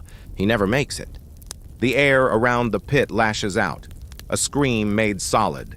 It hits him square in the chest, lifting him off his feet and throwing him into the wall with a sickening crunch. He slides down, cloak still fluttering slightly, axe clattering across the stone. You all freeze. It doesn't need to kill you all, just one to make the point. And the point is made. Then Crooked Nose does something unexpected. He steps forward, hands raised, not in surrender, but in offering. I know you, he whispers. We all do. You grab his arm. What are you doing? But his eyes are wet now, gleaming with something that looks like awe and horror intertwined. It's not a god, he says. It's the rage. The wolf inside you stirs at that, not snarling, not pacing, listening. Crooked Nose points to the rest of you. We've spent our lives feeding it, channeling it, worshipping it with every raid, every howl, every axe swing. He looks down at the pit. You think it didn't notice? You want to argue, to tell him he's insane, but you can't. Because deep down, something in your chest agrees. Not logically, primally. You feel the connection now. The Berserker wasn't just a warrior, it was a vessel. And the rage you thought belonged to you, it belonged to this. Then Crooked Nose does something worse. He steps into the pit. You try to stop him, but you're too late. His boots touch the first spiral, and the light flares. He throws his arms wide. Take it, he cries. The shape within rises. And in one blinding, soundless pulse of light, he's gone. No scream, no blood, just gone. The glow fades. The breathing stops. The pit goes still. And then the chamber cracks. Not the stone, reality. Hairline fractures spiderweb out from the spiral beneath your feet, crawling through the air like glass under pressure. The light around you dims, not like sunset, but like something turning down the brightness of the world itself. You scramble backward. So do the others. The spiral pulses again, once, twice, and then a third time. And it stops. You sit there, heart jackhammering, soaked in sweat, frost clinging to your cloak. The air smells burnt. The world feels off. The pit is empty. Whatever was in there is no longer bound. Not here, but not gone either. Just free. The wolf inside you howls, not in fear, in recognition. And somewhere above, behind, ahead, time doesn't matter anymore. You swear you hear footsteps. Yours. When you finally climb out of the chamber, blinking against the thin light filtering through the cave's narrow exit, the world outside feels different. Like someone turned the sky upside down while you weren't looking. It's still the same colorless stretch of sea and stone, the same endless tundra and biting wind, but now the air hums like a taut string. Everything is tense, held, waiting. Even your boots make less sound as they crunch over the frost, as though the very ground is holding its breath. Behind you, the rest of the band follows in ragged silence. Fewer now. Not from combat, at least not the kind with axes and blood, but from what just happened in the chamber. You're missing 3. The chieftain is still breathing, barely, supported between 2 others, one eye swollen shut, his armor cracked at the chest like someone took a sledgehammer to his sternum. He hasn't spoken since the spiral flared. No one's sure if he can. And crooked nose? Gone. Swallowed by the rage. Voluntarily. Like he'd finally understood the shape of the world and chose to vanish into it. You want to call him a fool. You want to believe he lost his mind. But the truth is uglier. Deep down, you understand. That voice in the pit wasn't just a god or a demon or some ancient thing buried before memory. It was you. Or at least the part of you that you've tried to keep leashed since waking up in this nightmare. The part that aches to be unbound. The part that watches every fight from behind your eyes and whispers, harder. And now, whatever was trapped beneath that spiral. It's awake. Not fully, not yet. But you felt the tether snap. You all did. And if Crooked Nose was right, if berserkers are vessels, then something has just spilled out. You head south now, skirting the coastline in silence. No more raiding. No more hunting villages to pillage or monasteries to ransack. You're not warriors anymore. You're witnesses, survivors, possibly bait. By nightfall, you find shelter in the hollowed-out remains of an old trading post. Half-collapsed roof. A pile of bones in one corner. Nothing fresh, though. No new ghosts, just old ones. You try to rest, but your dreams have become something else. Less like stories and more like warnings. This time, it's not the wolf, it's you. A reflection. Not in water, not in a mirror, just you, standing across from yourself, unmoving, face half lit by firelight. You raise your axe. So does he. You step forward. He doesn't move. You scream. He grins.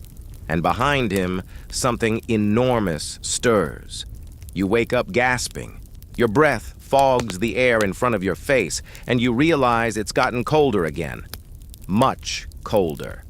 You sit up, heart pounding, and look around the dark room. You're not alone. At the far end of the post, someone is crouched near the ashes of a long-dead fire. You don't recognize the figure, not from your crew. You reach for your axe. But then the figure speaks. Sit, Berserker. The voice is old. Ancient, not weak. Still like standing water in a cave no one visits anymore. You hesitate, you don't sit, but you don't move either. The figure straightens. You still can't see a face. Just a cloak, a hood, and an aura that feels wrong. Not evil, not threatening. Just off, like a person-shaped hole in the world. You've opened the gate, it says, but you've not stepped through. You ask what that means. Your voice comes out hoarse, like it hasn't been used in years. The figure chuckles, dry, humorless. You carry the rage, but you don't know the story. You step closer now, axe lowered but ready. The figure sighs. There was a time before gods, before men, before rage had names. It burned wild then, untamed, raw, vast. But it needed a form. So it took one. You blink. It made you. You scoff. I'm not made. I was born. Wrong, the figure says. You were forged.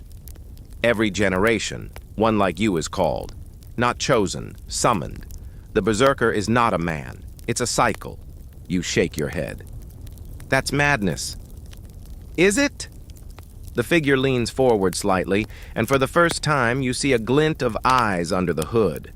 Silver, faintly glowing, ancient in a way that makes time feel small. Have you not felt it? The script written in your bones, the way your fingers close around an axe like they've done it before, the way your skin remembers pain and your mind knows violence before it's taught. You want to argue. You want to call it lies. But you remember the monastery, the seated villagers, the robes, the ship that vanished, the pit, and you say nothing. The figure nods slowly. You've been given a choice few ever receive, it says. You can remain who you think you are, or become what you truly are. And what is that? The figure stands. You are the gate, not the key, not the lock, the door, and something is knocking. The figure turns, then vanishes. Not like magic, not in a puff of smoke, just gone, like they were never there. The fire pit is still cold. No footsteps on the floor, just your breath and the sound of your blood, now louder in your ears than ever before. You don't sleep again. In the morning, the others rise slowly. You don't speak of the figure. Not yet. You need time to process. Time you probably don't have. You leave the post and keep moving. The sky has changed again. Less gray, more red. Like dawn is bleeding slowly across the horizon, unsure whether to rise or die. That night, one of the younger warriors starts laughing. He won't stop. Just sits there in the snow, giggling like someone told him the funniest joke in the 9 realms. You try to talk to him, but he doesn't respond. Then he starts screaming. He claws at his chest like something's trying to rip its way out. You hold him down. He fights like a trapped animal.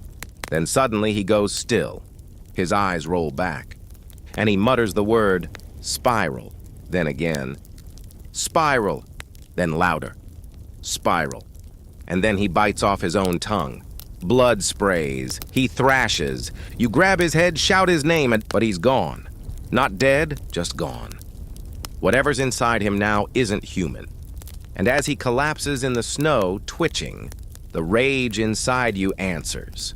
Not with fury, with recognition.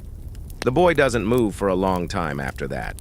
His body just lies there, twisted and twitching in the snow, blood bubbling from his mouth where his tongue used to be. His fingers clench and unclench like he's dreaming of holding something sharp. The rest of the war band has backed away, half with weapons drawn, the other half frozen in place, like if they don't breathe, maybe this will pass. You stay kneeling beside him, axe resting on your thigh, unsure if what you're watching is possession, madness, or something worse. Eventually, his eyes stop rolling. They settle into a flat, unfocused stare, like he's awake but seeing nothing, or seeing something none of the rest of you can. When you try to lift him, he doesn't resist. He lets you drag him to the base of a tree, where you wrap him in a cloak and leave him sitting upright, his breath still fogging the air, faint but steady. He's not gone. Not physically. But whatever made him him, yeah, that part's been traded in for something else. The rest of the group doesn't ask questions. They don't have to. Everyone saw it. Everyone heard it. The way he repeated that word. Spiral. Like a prayer. Like a curse. Like it wasn't a sound so much as a trigger. You don't know what flipped in him, but you feel it echoing in your own skull now. The spiral. That symbol keeps showing up. On walls, on stone, in dreams. And now it's carving itself somewhere deeper. In your chest, maybe, or your spine. That night, no one sleeps. The sky doesn't darken. Not really. There's no moon, just a thin red haze behind the clouds, like a fire burning far away but never getting closer. It lights the forest in sickly hues, makes the snow look pink, and turns shadows into long, crawling things that don't quite move with you. You stay near the fire. The boy doesn't scream again. He just sits, blank, silent, the spiral looping inside his eyes. And in the stillness, the dreams return. But this time, you're not dreaming of yourself, or the wolf, or the otherworldly thing that called to you in the ice. This time, you see a sea. Not your sea, an impossible sea, black and somehow burning. A fire that doesn't make light. You see ships sailing across it, familiar shapes, long ships, but their sails are wrong, torn, shifting, like they're made of skin stretched too tight.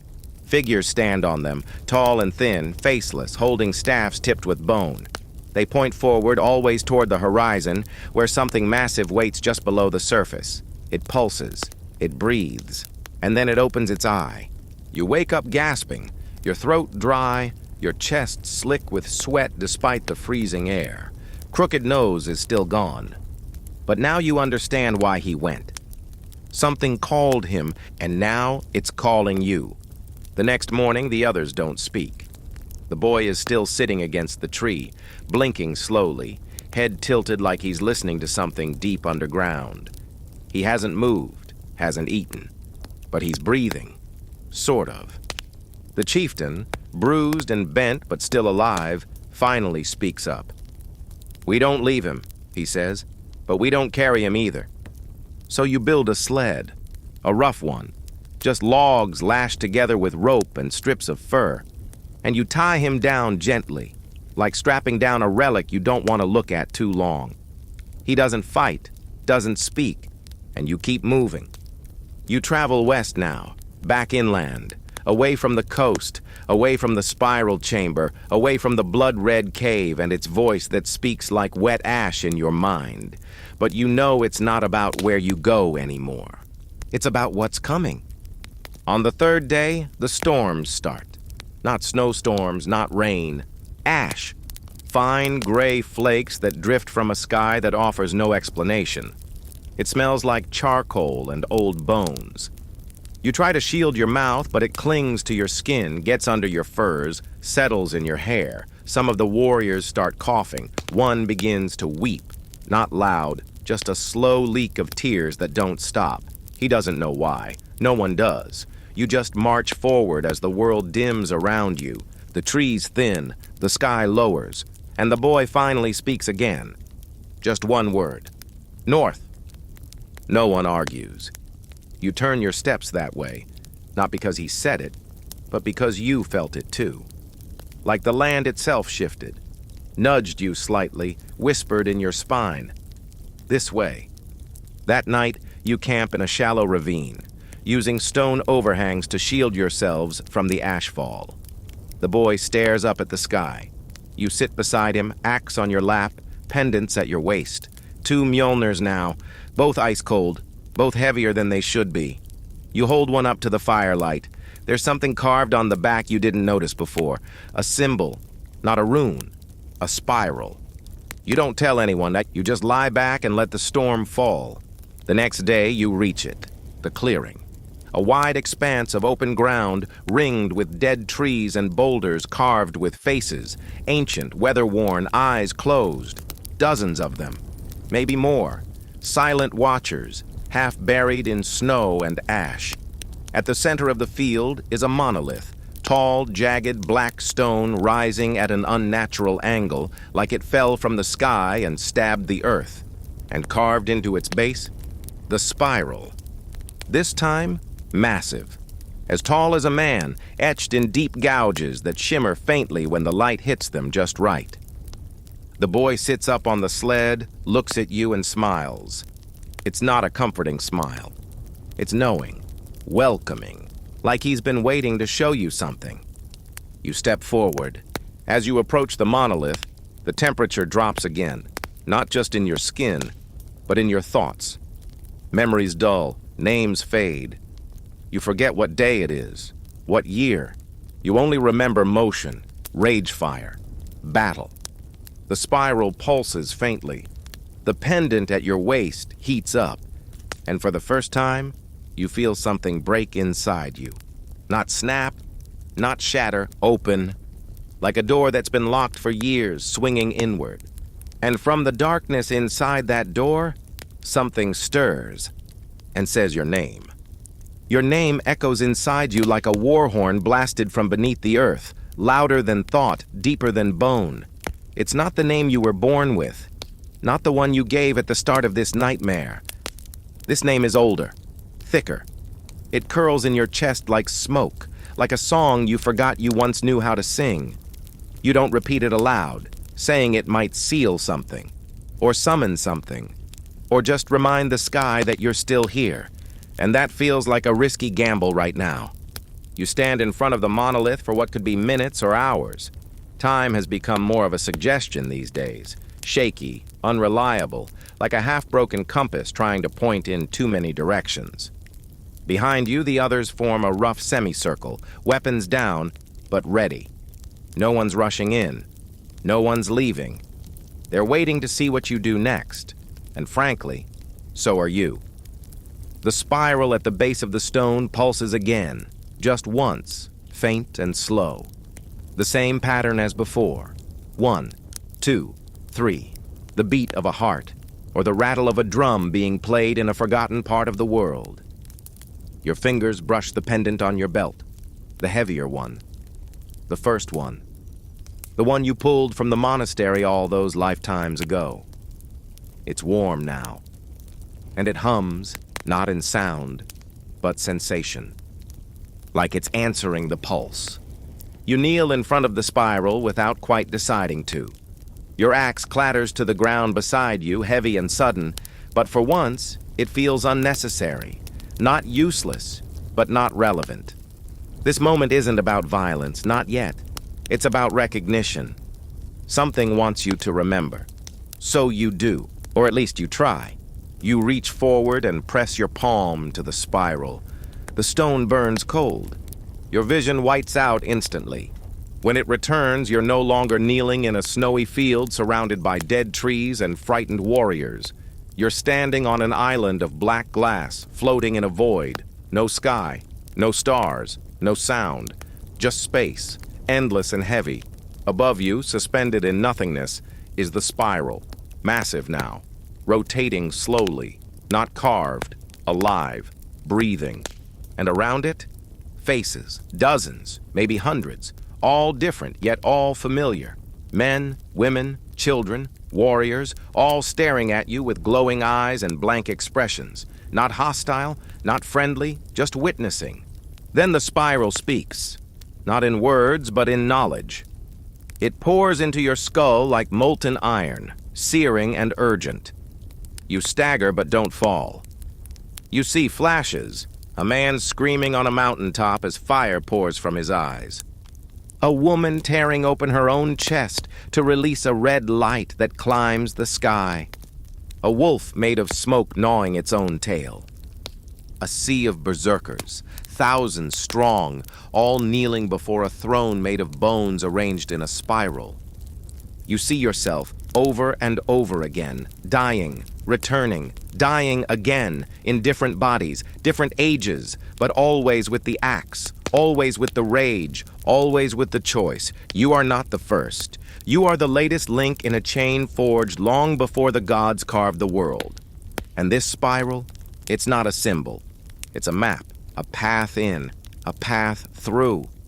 And a door, always a door, waiting for the one who can walk the rage without being consumed by it. That's you. Or it will be. If you survive the trial, you blink, you're back, kneeling. Snow falling gently around you. The spiral beneath your hand is no longer pulsing. It's glowing.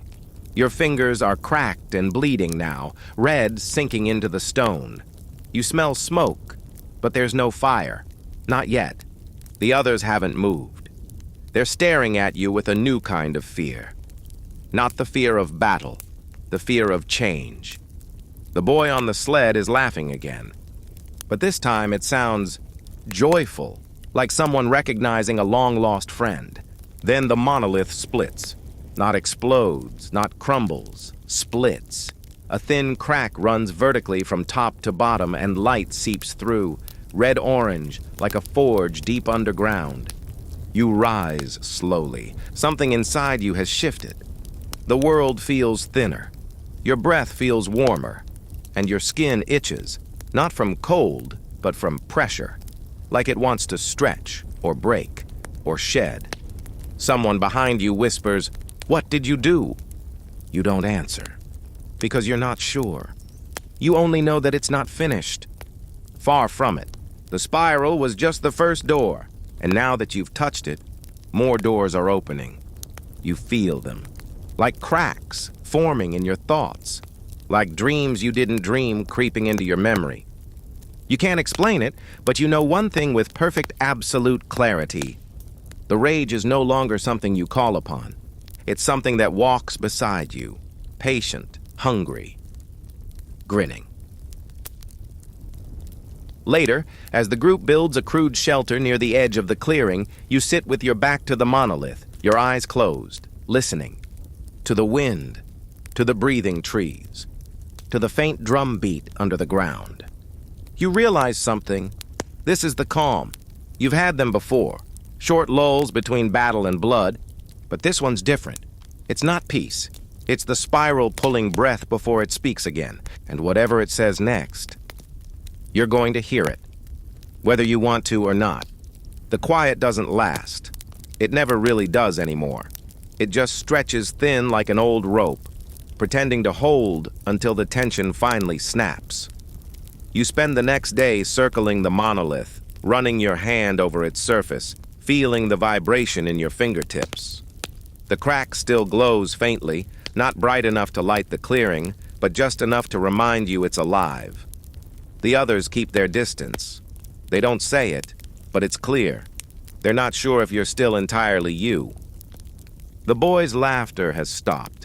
He just watches now, eyes tracking you like a crow watching a dying animal, waiting to see if it twitches one last time. He hasn't spoken since you touched the spiral, but you know he understands what you saw. You can feel it when you meet his eyes, the same pulsing pressure behind the silence, the same whisper just under the skin. He's no longer a vessel. He's a mirror, and he sees what's inside you now. By midday, the chieftain tries to assert control again. He limps forward, chest still bound in rough bandages, voice hoarse from smoke or fear or both. "We need to move," he says. "This place is poison." It's not for men, he's not wrong, but he's also not right. The others nod, but slowly, cautiously, watching you. Because they don't trust this place, but they trust you even less now. And then someone says it. A younger warrior, twitchy and thin, his knuckles scabbed from chewing on them during the night. "This all started when he woke up," he says, jabbing a finger toward you. "The dreams, the dead things, the spiral. It follows him. You don't deny it. Because you're done pretending. You step forward, slowly, calmly. The group tenses, like a pack of wolves realizing one among them might be something else entirely. "I didn't bring this," you say. "It was already here. It was always here. We just started listening." He laughs, high, bitter, brittle. "And what? You think the spiral chose you? That you're what, a prophet now?" You don't respond. Instead, you walk to the boy, and he speaks, clear, loud. "Blood is the debt. That stops everything. The air shifts. The wind dies. Even the trees go still." He says it again, softer this time. "Blood is the debt. Blood is the map. Blood is the key." Then he looks up at you and whispers, "Time to pay." You don't understand what he means. Not yet, but the earth does.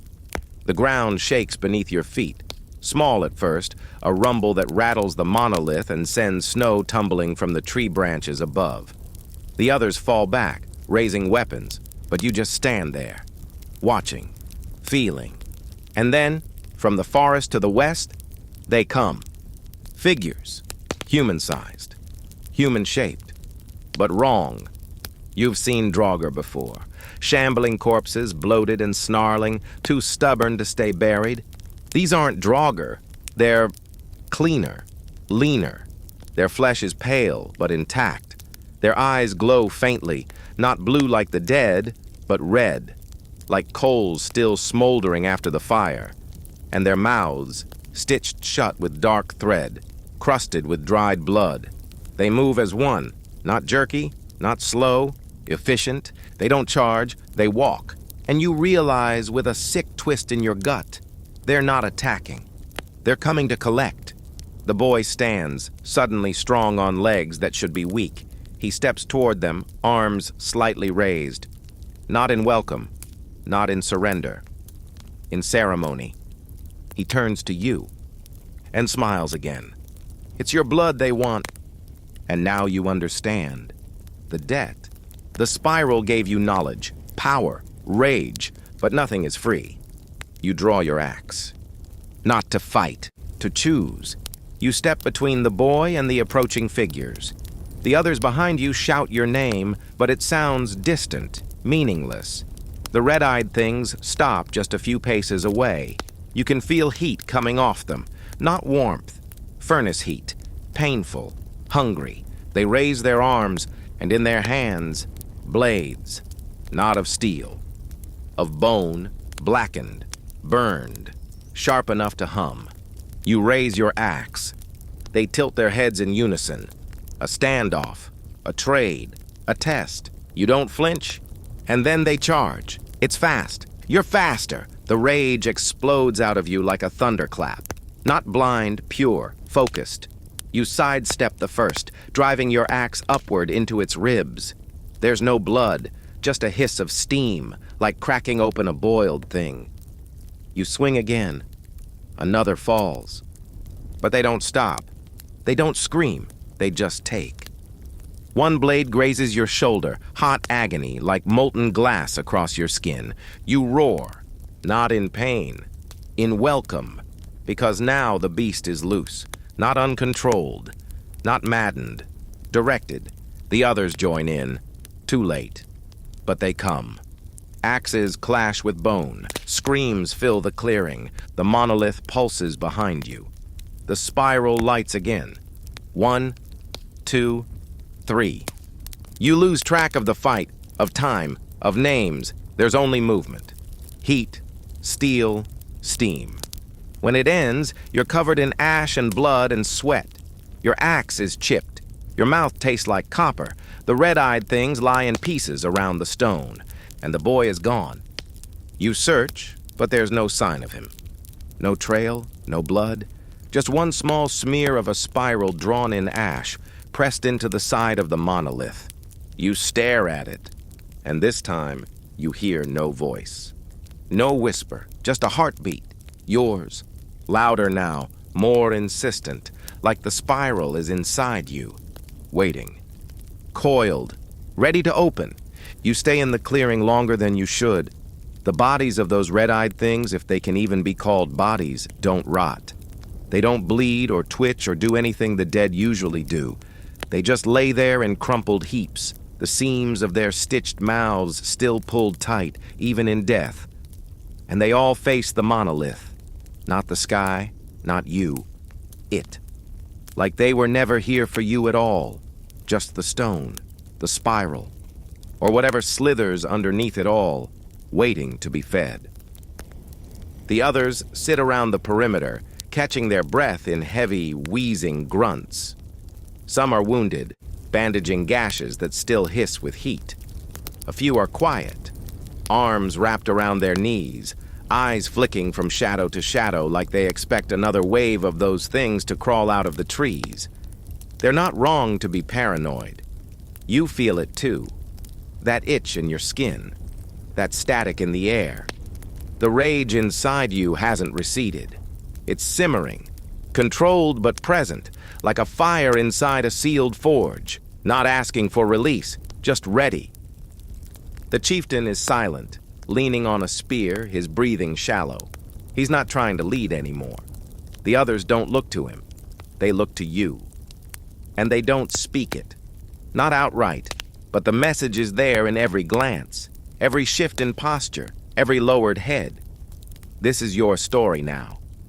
You walk away from the monolith, deeper into the forest, just for space, for breath.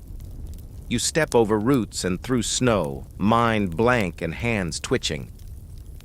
Something about the silence out here is different than it was before. It used to be a threat. Now it's a presence. You're not alone, and it's not paranoia. The forest is aware of you, like the ground beneath your boots is memorizing your gait, like the wind is holding its voice until you're ready to listen. Eventually, you stop. A glade opens ahead, ringed with old skeletal trees. At the center sits a stone well, so old it's sunk halfway into the earth and choked with dead leaves. Runes encircle the rim, barely visible under the moss. You brush some away. Not Norse, older, but you understand them. Because the spiral taught you. The runes read, "Speak and we drink." You kneel cautiously, peer into the well, no water. Just darkness, deep and thick, like it's not an absence but a thing in itself. The rage inside you pulses once, slow and deep, a suggestion. You breathe out. Then, without quite knowing why, you speak. You don't shout, you whisper, words you didn't know you knew, sounds that feel more remembered than invented, and the well responds. It doesn't echo. It hums. Soft at first, like a low chant from beneath the soil, then louder. You hear it in your teeth, in your bones. Then you feel it. Pain. Quick and sudden, like a hot wire shoved straight into your chest. You fall back, gasping. The world spins. You clutch your side and feel something pulsing, moving beneath your skin. You tear open your tunic. There's something on your ribs. A mark, a spiral, but not carved, not burned, grown.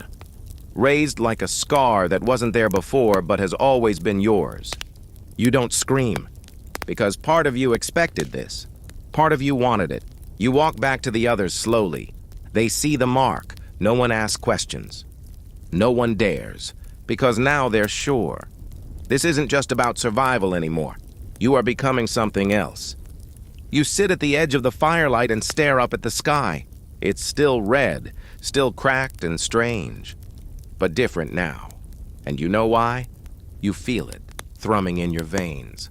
The spiral isn't just a symbol, it's a process. It winds tighter, each step pulling you closer to the center. You're not just following it, you are it. In the middle of the night, one of the warriors screams. Everyone's up in an instant. You rush to the sound, axes out, breath steaming. You find him kneeling, eyes wide, mouth open like he's forgotten how to scream properly. And there, standing in front of him, the boy, still young, still quiet, but not himself. His eyes are black now, deeper than night, and his mouth moves, whispering without sound. The warrior falls forward, unconscious. Or worse, the boy looks at you, and he smiles again, but not the same way. This smile is inviting. He holds out his hand, palm open, in it a tooth, long, blackened, human maybe, but carved with the spiral. He presses it into your palm without waiting for permission. Then he walks away, back into the woods, gone again. You look at the tooth. It's warm, alive. You close your fingers around it, and you hear a voice. Not from outside, inside. A memory. Not yours. A battle. Long ago. The original berserkers. Covered in blood. Screaming to gods that don't exist anymore. And in the center, something watching, smiling, feeding. You drop the tooth. But you still feel it. The others stare. They don't ask. But you know they all felt it too. The rage inside you throbs again, not violently, patiently, like a hand resting on your shoulder, like it knows what comes next, and it's waiting for you to realize it too. The tooth doesn't leave your hand. You try to drop it again, toss it into the snow, grind it into the earth with your heel, but every time you blink, it's there, right back in your palm, or your belt pouch, or your mouth. Once, during the night, you wake up gagging and spit it into the snow, coughing blood, only to find it later tucked neatly beside your axe. Waiting, smiling. You've stopped trying to fight it. It's not a weapon. It's a reminder. The spiral doesn't forget its tools, not once they've been marked. By now, you've come to accept that nothing ahead will resemble anything behind. Whatever this path is, it's not a return. It's a deepening. You used to think you'd get home again, or at least find something like it. Another war band, a harbor town, a cursed church with angry monks, something human. But humanity's just another circle in the spiral, far from the center. You've passed it now. There's no going back without clawing against everything that's pulling you forward, and you're too tired to claw anymore, so when the messenger arrives, no one's surprised. He steps out of the fog mid-morning, barefoot in the snow, skin slick with ash. No beard, no hair, no weapons. His eyes are gone, stitched shut with the same dark thread you've seen before, but he walks like he can see everything perfectly. He carries nothing but a staff carved from what looks like antler, topped with a ring of metal etched in spirals. When he speaks, his voice is like wind howling through a frozen lung. "You're summoned," he says, "by those who speak behind the veil." You ask where. He tilts his head, listening to something none of you can hear. "Beyond the break," he answers, "where memory ends and rage begins." Not helpful, but also not a question. The chieftain, still half broken and riding a fever that hasn't gone away in days, tries to object. "We don't answer summons from ghosts." The messenger turns to him. "You already did." He holds out his hand toward you.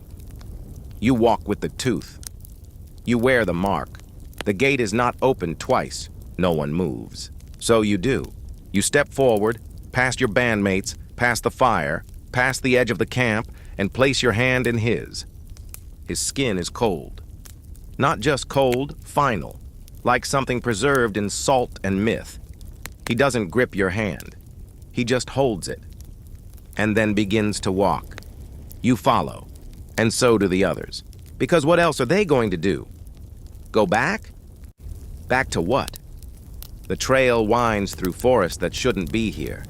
The trees are wrong, taller, narrower, pale as bone, with bark that peels in long curling strips that smell faintly of burnt honey and wet meat. The sky above is bruised purple now, like something just beneath it is bleeding. There's no wind, no birds, just you, the others, and the sound of snow crunching beneath your boots as you follow the blind man to gods that forgot they were dead. Hours pass, or days. Eventually, you crest a hill, and there it is, the break. It's not a town, not a fortress, not a cave. It's a hole, a great canyon carved deep into the earth, spiraling downward, rimmed with broken stones and half-formed statues that look unfinished or melted. The ground around it is cracked, scorched, pulsing faintly underfoot. The very air here is wrong, thick, hot, filled with the taste of copper and dreams. At the lip of the canyon, the messenger stops. "They wait below," he says. "The voices, the fire, the purpose." Then he lets go of your hand and walks straight off the edge. You rush forward, but he's already gone. No scream, no sound, just vanished.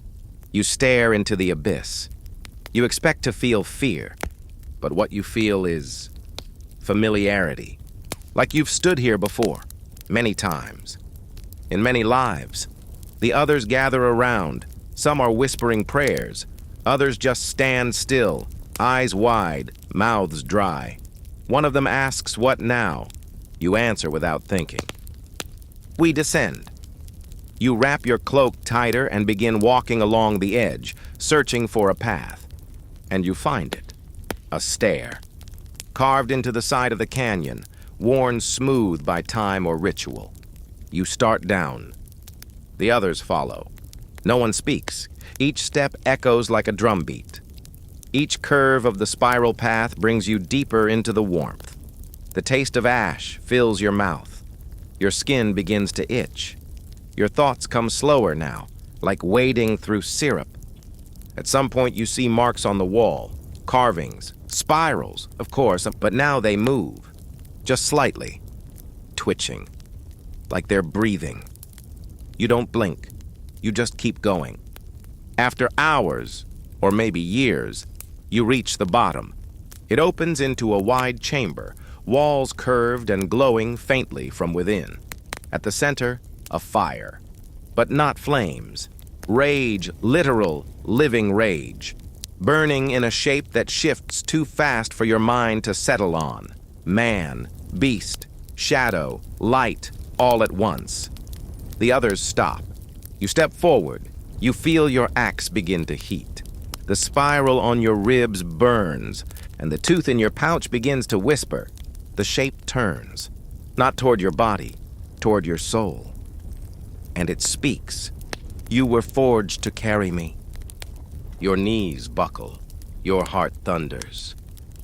You rage, so the world remembers what it tried to forget. The others fall to the floor. Some scream, some pray. Some just curl into themselves and wait for it to pass. You stay standing, barely. The shape shifts again, draws closer, and for the first time you see its eyes. They're yours, not metaphorically, literally. And in that moment you understand, the rage is not a weapon. It's a memory, and you are not the warrior. You are the wound, still open, still bleeding, still burning. You're not sure when your knees hit the stone floor. You don't remember falling, but you must have. Because here you are, on all fours, breath ragged, palms pressed against the heat-slicked stone as if the ground might rise up and swallow you whole. The others around you are a scattered mess of whimpers, sobs, silence, and madness. One man's trying to claw the spiral out of his own chest, digging with his nails like it'll come loose if he just tries hard enough. Another is reciting a prayer from a god you've never heard of, each word trembling like a leaf in winter. And you? You're still watching it. That shape of flame and shadow and old things with your eyes. Your own eyes, staring back at you, set into a body that defies logic. A mess of limbs and light, teeth that don't bite but reveal, and a mouth that moves like a riddle you've already failed to solve. It speaks again, and this time, it doesn't use words. It just shows you. Memories, but not yours. A battlefield soaked in blood, not chaos, ritual, rows of berserkers, each one marked with spirals, eyes glowing, mouths open in wordless song as they burn villages in perfect circular formation. Not for conquest, not for gold, but to feed something. A woman standing alone before a cliffside, carving the spiral into her own belly with a shard of ice. Not madness, devotion. She doesn't scream, she just bleeds and waits. A tree taller than mountains, wrapped in chains with a heart beating inside its trunk. Rage, imprisoned, not killed, just postponed. And then you see yourself, not as you are, as you've been. You, standing on burning ships. You, roaring through a monastery.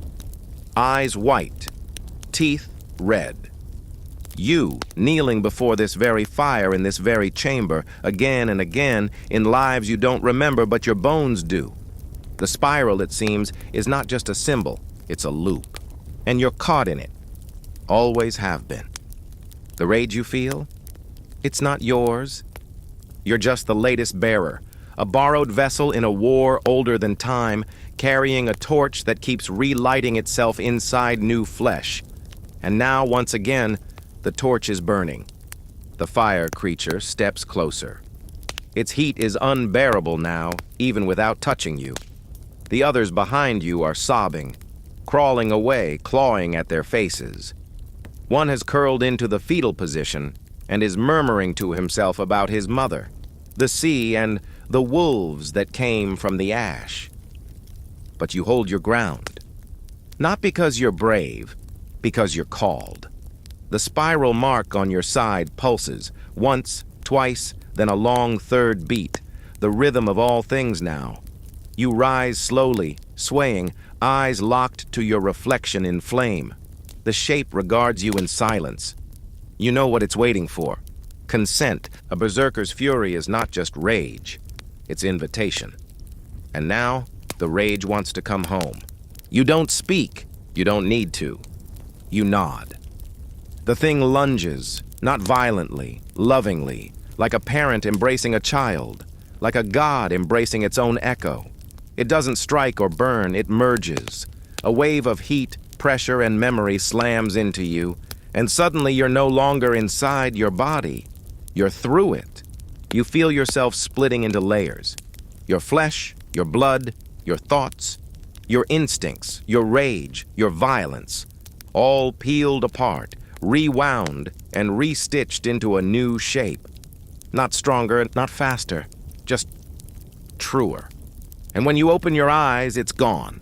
The chamber is dark. The flame has vanished. Your axe is gone too, but you don't need it, because now the weapon is you. You turn slowly. The others are watching. The chieftain is on his knees, eyes wide, one hand covering his mouth. He whispers your name, your old name, and you almost don't recognize it. A few warriors back away. One bows his head, another drops his sword and simply walks out into the dark, barefoot, silent, done. But most of them stay. And they look to you not as a leader, but as a threshold, a gate.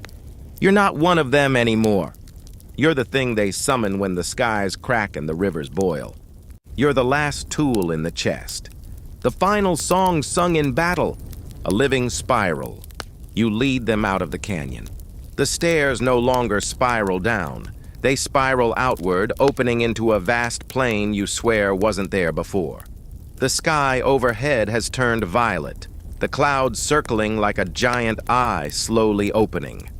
Thunder rolls across the horizon, but there's no lightning, just that low, steady drumbeat.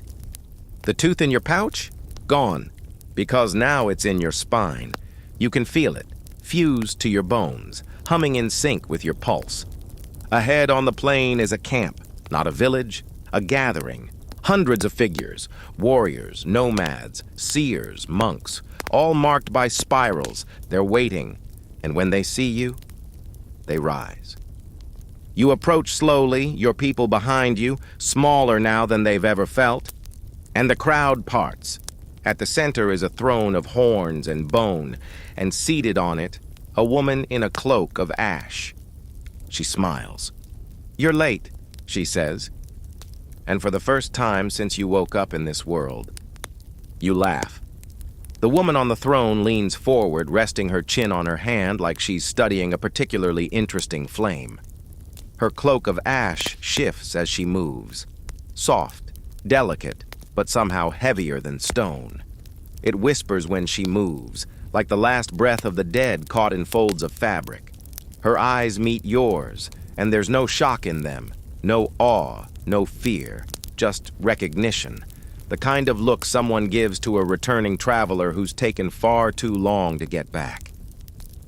"Do you know how many of you never make it this far?" she asks, smiling faintly. "Most of them get lost somewhere between the screaming and the dying." The spiral takes them apart, then leaves the pieces behind. You don't answer. You can't. Your throat is dry, like it's been scorched from the inside out. You want to speak, but your words feel too small for this place. "You've been carrying the rage for a long time," she says, "but it isn't yours. It never was." That's the joke. That smile again. Not cruel, but not kind either. Like she's in on something ancient, something no one ever laughs at, because it ends in screaming. You step closer, the others hanging back at the edge of the crowd. The spiral bearers, those hundreds waiting on the plain, have gone silent. They're watching you, not like you're a leader, but like you're a signal, a fuse they're waiting to see lit. You can feel their hunger, not for food or blood, but for purpose, for permission. The woman rises from the throne, slow and deliberate. She's tall but not towering. She walks like water, quiet, steady, inevitable. When she stops in front of you, you notice the faint spiral mark at the base of her throat, pulsing just under the skin like a heartbeat. "I was like you once," she says, "before I burned." You ask her who she is. She shrugs, tilting her head toward the horizon. "A name doesn't mean much when you've become a shape. They call me the Ash Mother now. I hold the memory." You ask, "Of what?" She smiles wider. "Of the first rage." Then she lifts her hand and touches your chest, and the world opens sideways. Suddenly you're standing in a different place, not with your body, but with your mind. It's like being dropped into someone else's nightmare. You see a forest of spiraling trees, their branches twisting around each other like braids made of bone. You see a river that flows upward into the sky, carrying screaming fish with human mouths. You see wolves that walk on two legs, blind, each one chanting a name you've never heard but feel like you've forgotten. Then fire, not warmth, not destruction, origin. A flame that existed before breath, before time. A single spark that split into many. You see it leap into man, into woman, into beast, into you. The spiral, the rage, the gift. It was never just fury, it was language. Something trying to speak through you. And now, you finally hear what it's been trying to say. Become. You jolt back into your body, gasping. The Ash Mother nods. You felt it. Good. You're trembling, knees weak, blood buzzing. She reaches into her cloak and draws out a blade, simple, black, shaped like a fang. Not ceremonial, functional. You carry the fire now, she says. But fire needs form. It needs a scar. You've walked the spiral. You've bled in its name. Now you must bear it properly. She gestures to your chest. You ready? You don't answer. You don't need to. She doesn't ask twice. You're not sure how to respond to her. No one ever told you what to say when a woman wrapped in ash and time grins at you from a throne built of creatures that might not even have names anymore. You're late, she repeats like you're an errand boy, not a berserker with half a pantheon echoing in your bones. But the way she says it, it's not accusation. It's not even annoyance. It's amusement. Like she's been sitting here for ages, knowing you'd show up eventually, and now that you have, the real game can begin. The camp is completely silent. Hundreds of them, standing in rings around you and your war band, each one cloaked and still, the only movement the wind teasing the fringes of their robes. No one breathes. Or if they do, it's synchronized so perfectly that it feels like the entire plane is inhaling and holding. You glance at your companions. Some are trembling, some are gripping weapons like they might still matter. Most are just watching you, waiting for your reaction because now they follow you, even if they haven't said it out loud. So, you take a step forward. Your boots crush bone dust beneath them. The ground here isn't soil. It's layers of charred remains, brittle as paper. The throne woman watches every move. Her eyes are gray, not dead gray, but storm gray, swirling with memories of things you're certain no human should have survived. Her face is marked with spiral tattoos, one on the jaw, one across the brow, one etched beneath the hollow of her throat. A crown of finger bones rests in her hair, the bones sharpened into points like small ivory thorns. You know who I am, she says, not a question but a statement. You want to deny it. You want to say no, that you've never seen her before, that nothing about this makes sense. But you do know. You just don't know how. The name doesn't come to you like speech. It arrives like scent, like the smell of burnt oak and salt on the wind. It fills your nose, wraps around your chest, presses behind your eyes. She is the keeper, not of secrets, of cycles. She doesn't smile again. She just rises from the throne, slow and deliberate, and steps toward you. The crowd doesn't move, but the space around her seems to shift and flex. She walks like someone who remembers when stars were young, like someone who doesn't fear what she worships, like someone who's seen the center of the spiral and decided to build her house right at its mouth. You've touched it, she says. Let it inside. You nod once. Your body moves before your brain gives permission. And you burned for it. You want to say yes. You want to tell her the spiral ate your name, your thoughts, your future. That your dreams now bleed, that the rage has made a home in your marrow. But again, she already knows. She gestures toward the bone throne behind her. This, she says, was built by those who walked before you. All of them thought they were the last. All of them were wrong. You scan the crowd. Some of these figures look too tall, too thin, too still. Not warriors, not monks, not even people maybe, just shapes molded by belief and time and blood. And now you're here among them. Do you know why you were chosen? She asks. You hesitate. You want to believe it's because you were strong, because you survived the shipwreck, because you outlasted the madness, outbattled the red-eyed collectors, resisted the whispers in the ice and the flames in the pit. But deep down, you know that's not it. You weren't chosen for your strength. You were chosen for your willingness, willing to lose your shape, willing to burn, willing to become. I accepted it, you say, voice rough. Her eyes narrow, pleased. Good. She walks past you then, and you turn to follow. The crowd parts in eerie unison, and she leads you to a circle of stones. Monoliths, not unlike the first, but older, cracked, overgrown with roots that pulse faintly with red light. Each one is marked with a different spiral. Each one hums when you step close. These are your kin, she says. Their names are dust, but their rage remains. Every one of them carried the flame, like you. Every one of them stood where you now stand. She steps into the circle and places her hand on the nearest stone. It groans under her touch and speaks, not aloud, not in sound, but in you. You see a man, a giant of a warrior, howling under a sky that's more wound than cloud. His hands are aflame. His enemies are not men, but thoughts given form, shadows made solid. He tears them apart, screaming not in pain, but in joy. Another stone. A woman, eyes blind, mouth full of runes, standing in a frozen field surrounded by wolves with spiral symbols etched into their fur. They kneel to her, and when she raises her hands, the sky fractures. Another. A child, no more than 10, locked in a room of glass, humming a song that burns the walls to ash. Each one, different, but the same core, the rage. Your legacy is not a single thread, it's a tapestry. And now, you're the newest stitch. The keeper turns to you again.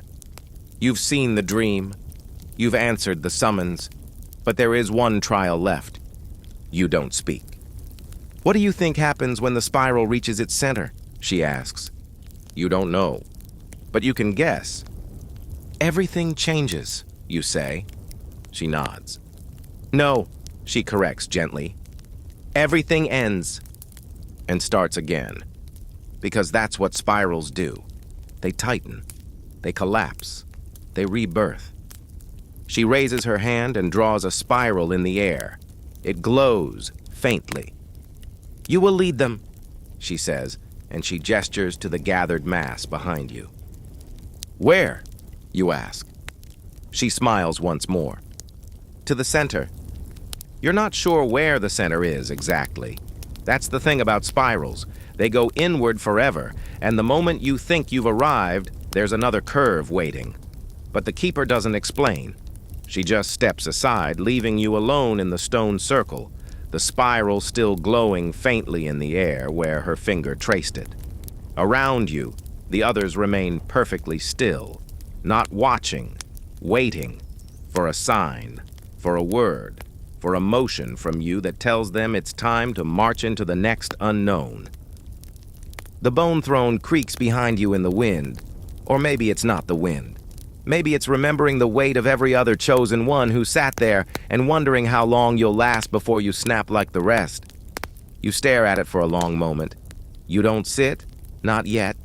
Instead, you lift your hand. A slow motion, no flourish, no grand command, just a raised palm, fingers stretched toward the strange bruised sky, and they move.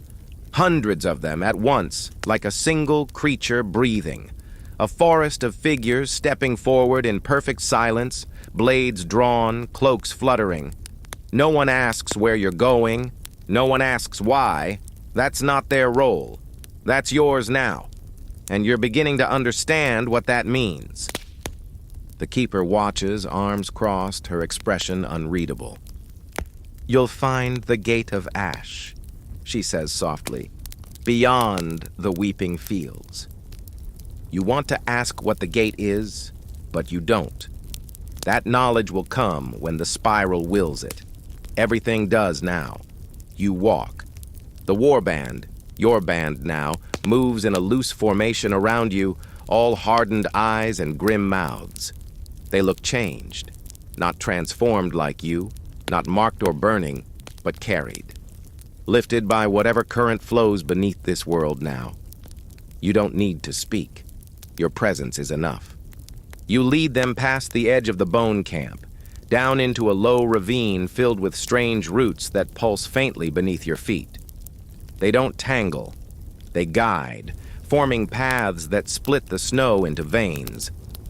The sky above shifts color slowly as you march, violet to amber, then a deep, aching black that seems to bend down toward you like a curtain falling in slow motion. No sun, no stars, just wait. After some time, hours, days, time doesn't behave anymore. You reach the edge of the weeping fields. It's exactly what it sounds like. A vast expanse of swaying grass, soaked in red dew, thin, brittle stalks that reach your waist and make a soft keening sound as the wind moves through them. Not like plants, more like voices, crying, singing, both. Each blade seems to be holding a note of sorrow, and together they form a song you can feel pressing behind your eyes. The warriors hesitate. A few mutter to themselves. The chieftain, still alive somehow, falls to one knee, hands pressed to his ears. You step forward, and the voices change. They rise not in pitch, but intensity. They recognize you. Or the thing inside you, the fire, the spiral, the gatewalker. You can't tell if they're welcoming you or warning you away. Still, you walk. Each step into the field is like wading through memories that aren't yours. Every whisper in the grass offers a moment, a choice you didn't make. What if you'd turned back at the monastery? What if you'd drowned with the ship? What if you'd rejected the rage when it first stirred in your belly? The spiral doesn't hide your alternatives. It wants you to remember them, because your choices weren't just fate. They were permission. You were never dragged into this. You walked in. You pressed your palm to the stone. You accepted the tooth. You descended into the flame. The weeping fields become denser, more alive. The grass thickens, writhes slightly as you pass. Some of the stalks are no longer red, but bone white, and shaped more like fingers than plants. You brush them aside gently. They tremble. Behind you, the procession continues, heads bowed, as if marching to execution or elevation. In this world, it might be the same thing. And then, through the fog ahead, you see it. The Gate of Ash. It isn't a door, not really. It's a scar. A vertical gash in the world itself, edges rimmed with soot and fireless heat.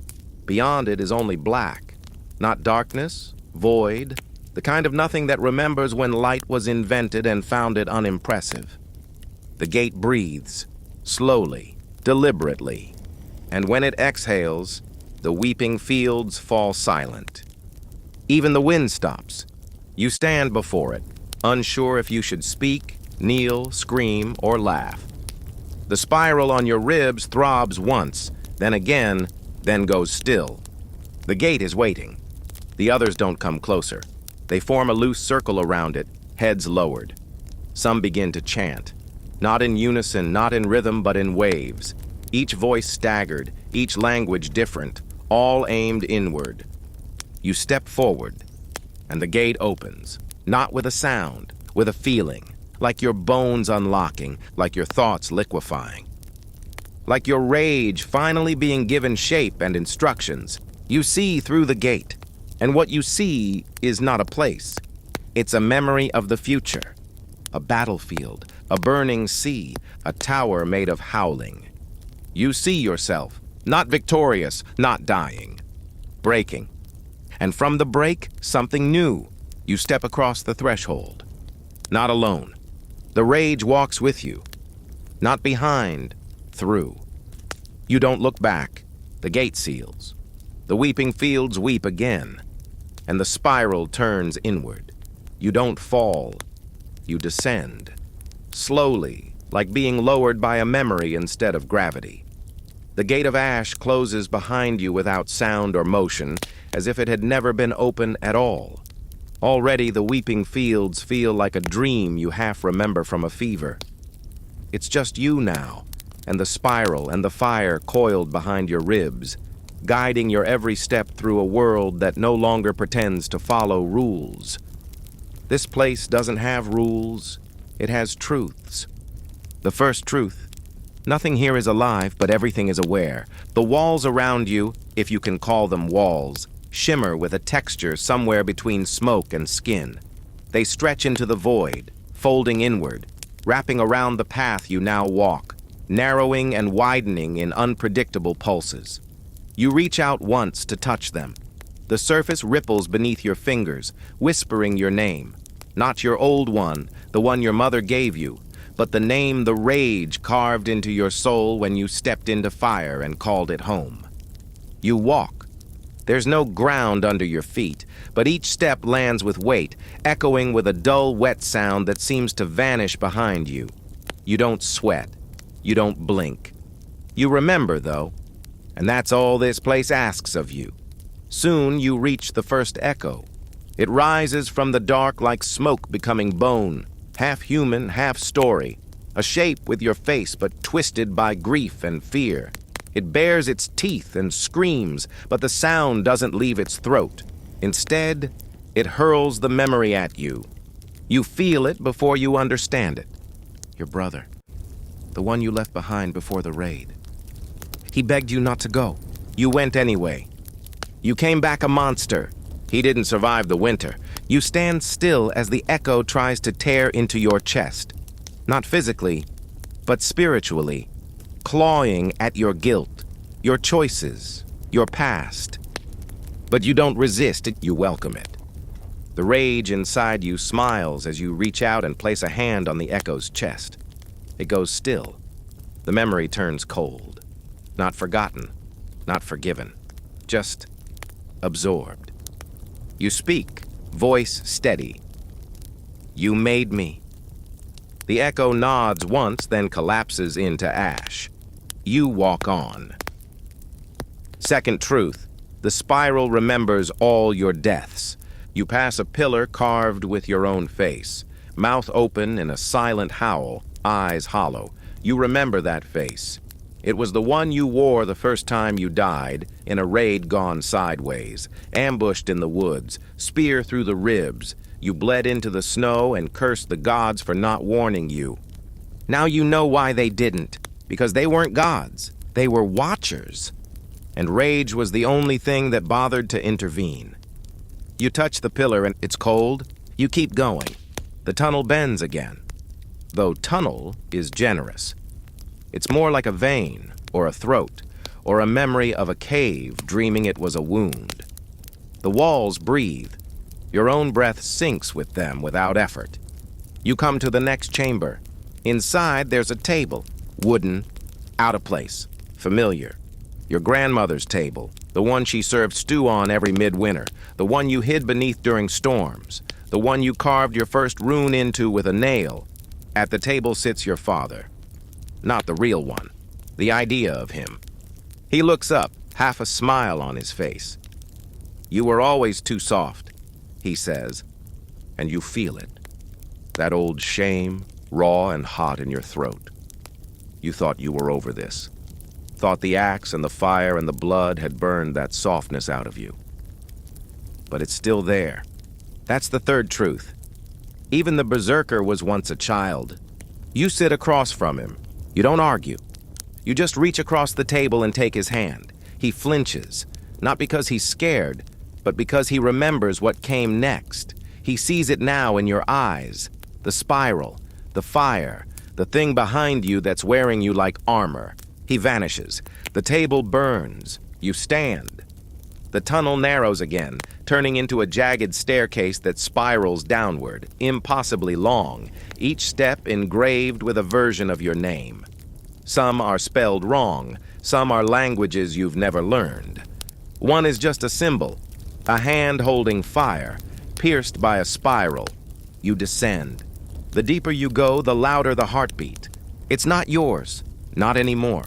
It belongs to the thing at the center. And you're close now. You can feel the air tighten around your skull, the pressure behind your eyes mounting. Your mouth tastes like copper and prophecy. The spiral on your ribs glows like an ember buried in flesh. At the bottom of the stairs is a door. Simple, wooden. Same as the one to your childhood home. The rage inside you is quiet now. Waiting. You reach for the handle. It burns your palm. You open it anyway. Inside is a circular chamber, carved from obsidian and soot. At its center floats the heart. Not a metaphor, not a symbol. A literal heart, suspended in the air, massive and alive, veins trailing into the walls like roots. It beats slowly, each pulse sending a vibration through your body, each throb tugging on something inside you. You know what this is. The heart of the spiral, the heart of all rage, the source, the beginning, and the end. You kneel, not because you're weak, because you accept. The heart slows, then stops, and you hear a voice. Not from above, not from within, but from everywhere. You are the spiral now. The silence that follows those words isn't empty. It's total, thick, endless, the kind that presses into your skull like it's trying to carve out space for something larger. You kneel there, breath shallow, heart stilled, watching the monstrous heart at the center of the chamber begin to wither in slow, deliberate collapse. Veins curling like dry roots, flesh cracking and folding inward like it's finally allowed to rest. You don't panic. You don't need it anymore. Your own heartbeat picks up where the spirals leaves off, sinking, matching, replacing. The rage is not gone. It's home. You rise slowly. There's no ceremony, no divine light. Just you, standing in a chamber of obsidian and dust with nothing but the weight of what you've become pressing on your shoulders like a second skeleton. You touch your ribs. The spiral mark is warm, but no longer pulsing. It's not trying to guide you now. You are the guide. The rage has given you its map, and now it watches from within. The chamber doesn't collapse. No dramatic crumbling or flames licking at your heels. The door behind you stays open, waiting. And when you step through, you are not the same. Not in the bones, not in the blood, in the shape. Because now the spiral moves around you. You return the way you came. But the path has changed. Where there was smoke and skin, now there is stone. Where there was darkness, there is now a thin, steady red light, as though the world itself is bleeding illumination into your footsteps. You emerge from the gate of ash, just as the weeping fields go still. No more song, no more wind, just a great collective pause. They felt it. The ones who waited, the warriors, the broken, the burned, the ones who followed you here. They know. The chieftain sees your face and drops to one knee. No hesitation, no doubt. One by one, the others do the same. Not because they fear you, because they recognize you. You are no longer Berserker. You are no longer beast. You are the bearer of the spiral, the breaker of the gate. And the spiral? It has finished turning. This is the center. But centers are never endings. They're beginnings that remember. The keeper appears beside you, as if she never left. She does not bow. She simply nods. You've done what none before you could, she says. You didn't carry the rage. You became it. You ask her what happens now. She looks past you toward the horizon where the sky is beginning to crack. Not in streaks of light, but in long, jagged tiers of possibility. There are other worlds, she says. Other spirals. They've forgotten what you remember. You glance at the people behind you, the ones still kneeling, still waiting. You want me to lead them? No, she replies. They will follow you. But you will lead yourself. The spiral can't choose anymore. It has no mouth now, just you. You understand. The rage wasn't meant to be worshipped. It was meant to be used. Not blindly, not for conquest, for reminding. To burn away the rot, to rattle the walls of worlds that think themselves untouchable, to scream the truth. You raise your axe, not as a weapon now, but as a banner. It glows faintly, its blade changed, no longer steel, something older, forged not in fire but in choice. The people rise. The chieftain steps forward, places a hand on your shoulder. He doesn't speak. He doesn't need to. You walk. The field parts for you. The gate behind you seals with a long, low exhale, like the final breath of something ancient and satisfied. The sky overhead grows darker, not with clouds, but with intent. You feel it now, the edges of other spirals, other centers, other places where rage was silenced too long. They need a reminder, and you are the reminder. No more prophecy, no more gods, no more waiting. The flame is in your footsteps, the howl is in your lungs, and the spiral is forever turning. You lead them not into battle, but into reckoning, one step after another, toward the places that forgot how to fear you, and the places that never knew how. They'll learn. Because when the spiral comes, it comes wearing your name.